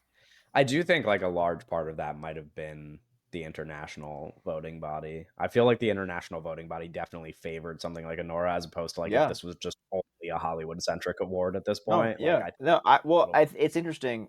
There are certain movies that, even though they're American movies, are just favored more by European bodies, and I think it doing so well and obviously winning the Palme is an interesting kind of indicator of its success here. And it's also like it's not to say that they're perfect like at all. I mean, Emilia Presto won 2 Oscars, etc. Like there were bad wins or whatever, but like there are clear signs that we are kind of moving in a good direction with the Oscars. Like Anora winning is one of them, but then there's also like like smaller like Flow won animated feature instead of The Wild Robot tonight, for example. Like all these things, like where it's like when as the voting body kind of diversifies and like not just that, but things also over the past few years, maybe not last year because of Oppenheimer, but like start to get a little bit more unpredictable because you're like, oh, how do these people vote on like a category like this and stuff? And it's like it's actually a little bit more interesting now these past couple years with who they're picking in some of these categories. Just like things you really were like, even when I got excited about The Short tonight, like seeing them pick In the Shadow of the Cypress, I was just like, I like 5 years ago or whatever, you would have just been like, oh, Yuck is just winning, and everybody would have agreed or whatever, like a movie like that, and it's just like there are just signs that we're kind of like going somewhere interesting maybe with the Oscars, and there's like reasons to watch them still, so that's cool, like from our perspective, obviously, since we are going to talk about them regardless. But yeah, that's the Oscars. Our predictions, for reference, I had no idea who won. There are 23 total categories. Yeah, I think I did okay. In those 23 categories, our third place award goes to Owen with 11 wins in 23 categories, 11 correct predictions. Bro, Monica Barber. I got a good second half, man. Yeah. I mean, you definitely stepped up at the beginning of the ceremony. There was like Owen got like the first 2 right, and then just got like 5 in a row wrong. And I was like, dude, Owen might be good. Anyway, 11 correct predictions for Owen. I guess I can only announce second place by announcing first place. So, with a final score of 19 correct picks against 15 correct picks. Those are both bad. That 19 is crazy good. Out of 23? I thought you said it was like 30. No, 23. It's 23. Oh. No, 19's good. You're right. 19's winner got 19. Second place got 15. You won, right? I did, in fact, win. 19 correct picks for me. Yeah. I get the crown. Yeah. No speech for me, but I will say I Congratulations. will Taking a say minute for this, so. I posted a TikTok today with my final predictions for the Oscars, and I did considerably worse on my final predictions, where the odds were more in my favor than I did on the podcast predictions. So I should have just stuck with my podcast guts. If anybody watched that TikTok, I look stupid, and I will accept that. I just I wanted to I don't know. I thought on the podcast I played it a little bit too safe, and so I was like, "Oh, I'm going to switch things up a little bit." And then switching them up was a terrible idea. In fact, Yeah. almost all of the things that I did on the podcast were really the only things I got wrong were, I think, some of the things that I switched up on the pod. So I almost had a perfect 23 prediction run, but it happens anyway. That's our Oscar segment. If there's nothing else to say, next week, episode 108, we're going to be talking about a big movie, Mickey 17, and maybe we're also going to talk about In the Lost Lands. I don't know if we're going to do those in the same episode, but we might. If you want us Fuck. to, we can. We were supposed to Listen. do like a special thing for In the Lost Lands that we Yeah, just but like we were did not that was plan. we didn't. Yeah, never mind. Don't. Yeah, maybe don't include that in the pod. No, I was like, fuck, that is next week, and I was like, oh shit. Yeah, we Yeah, can't. it's like a weird release. That date was an it's idea we thought of like months ago and then never brought up Yeah, again. it So. getting Yeah. released Fuck. alongside Mickey 17 is just unfortunate. No, it's fine. But I think It's fine. I mean, two of the best. no, movies we'll come out probably this year, we probably will talk about both of those movies next Mickey week. 17. Maybe. Never mind. Okay, let's save the Oscar talk for next week. We'll see you later. Woo. Bye. Wait, maybe Oscar talk for next week.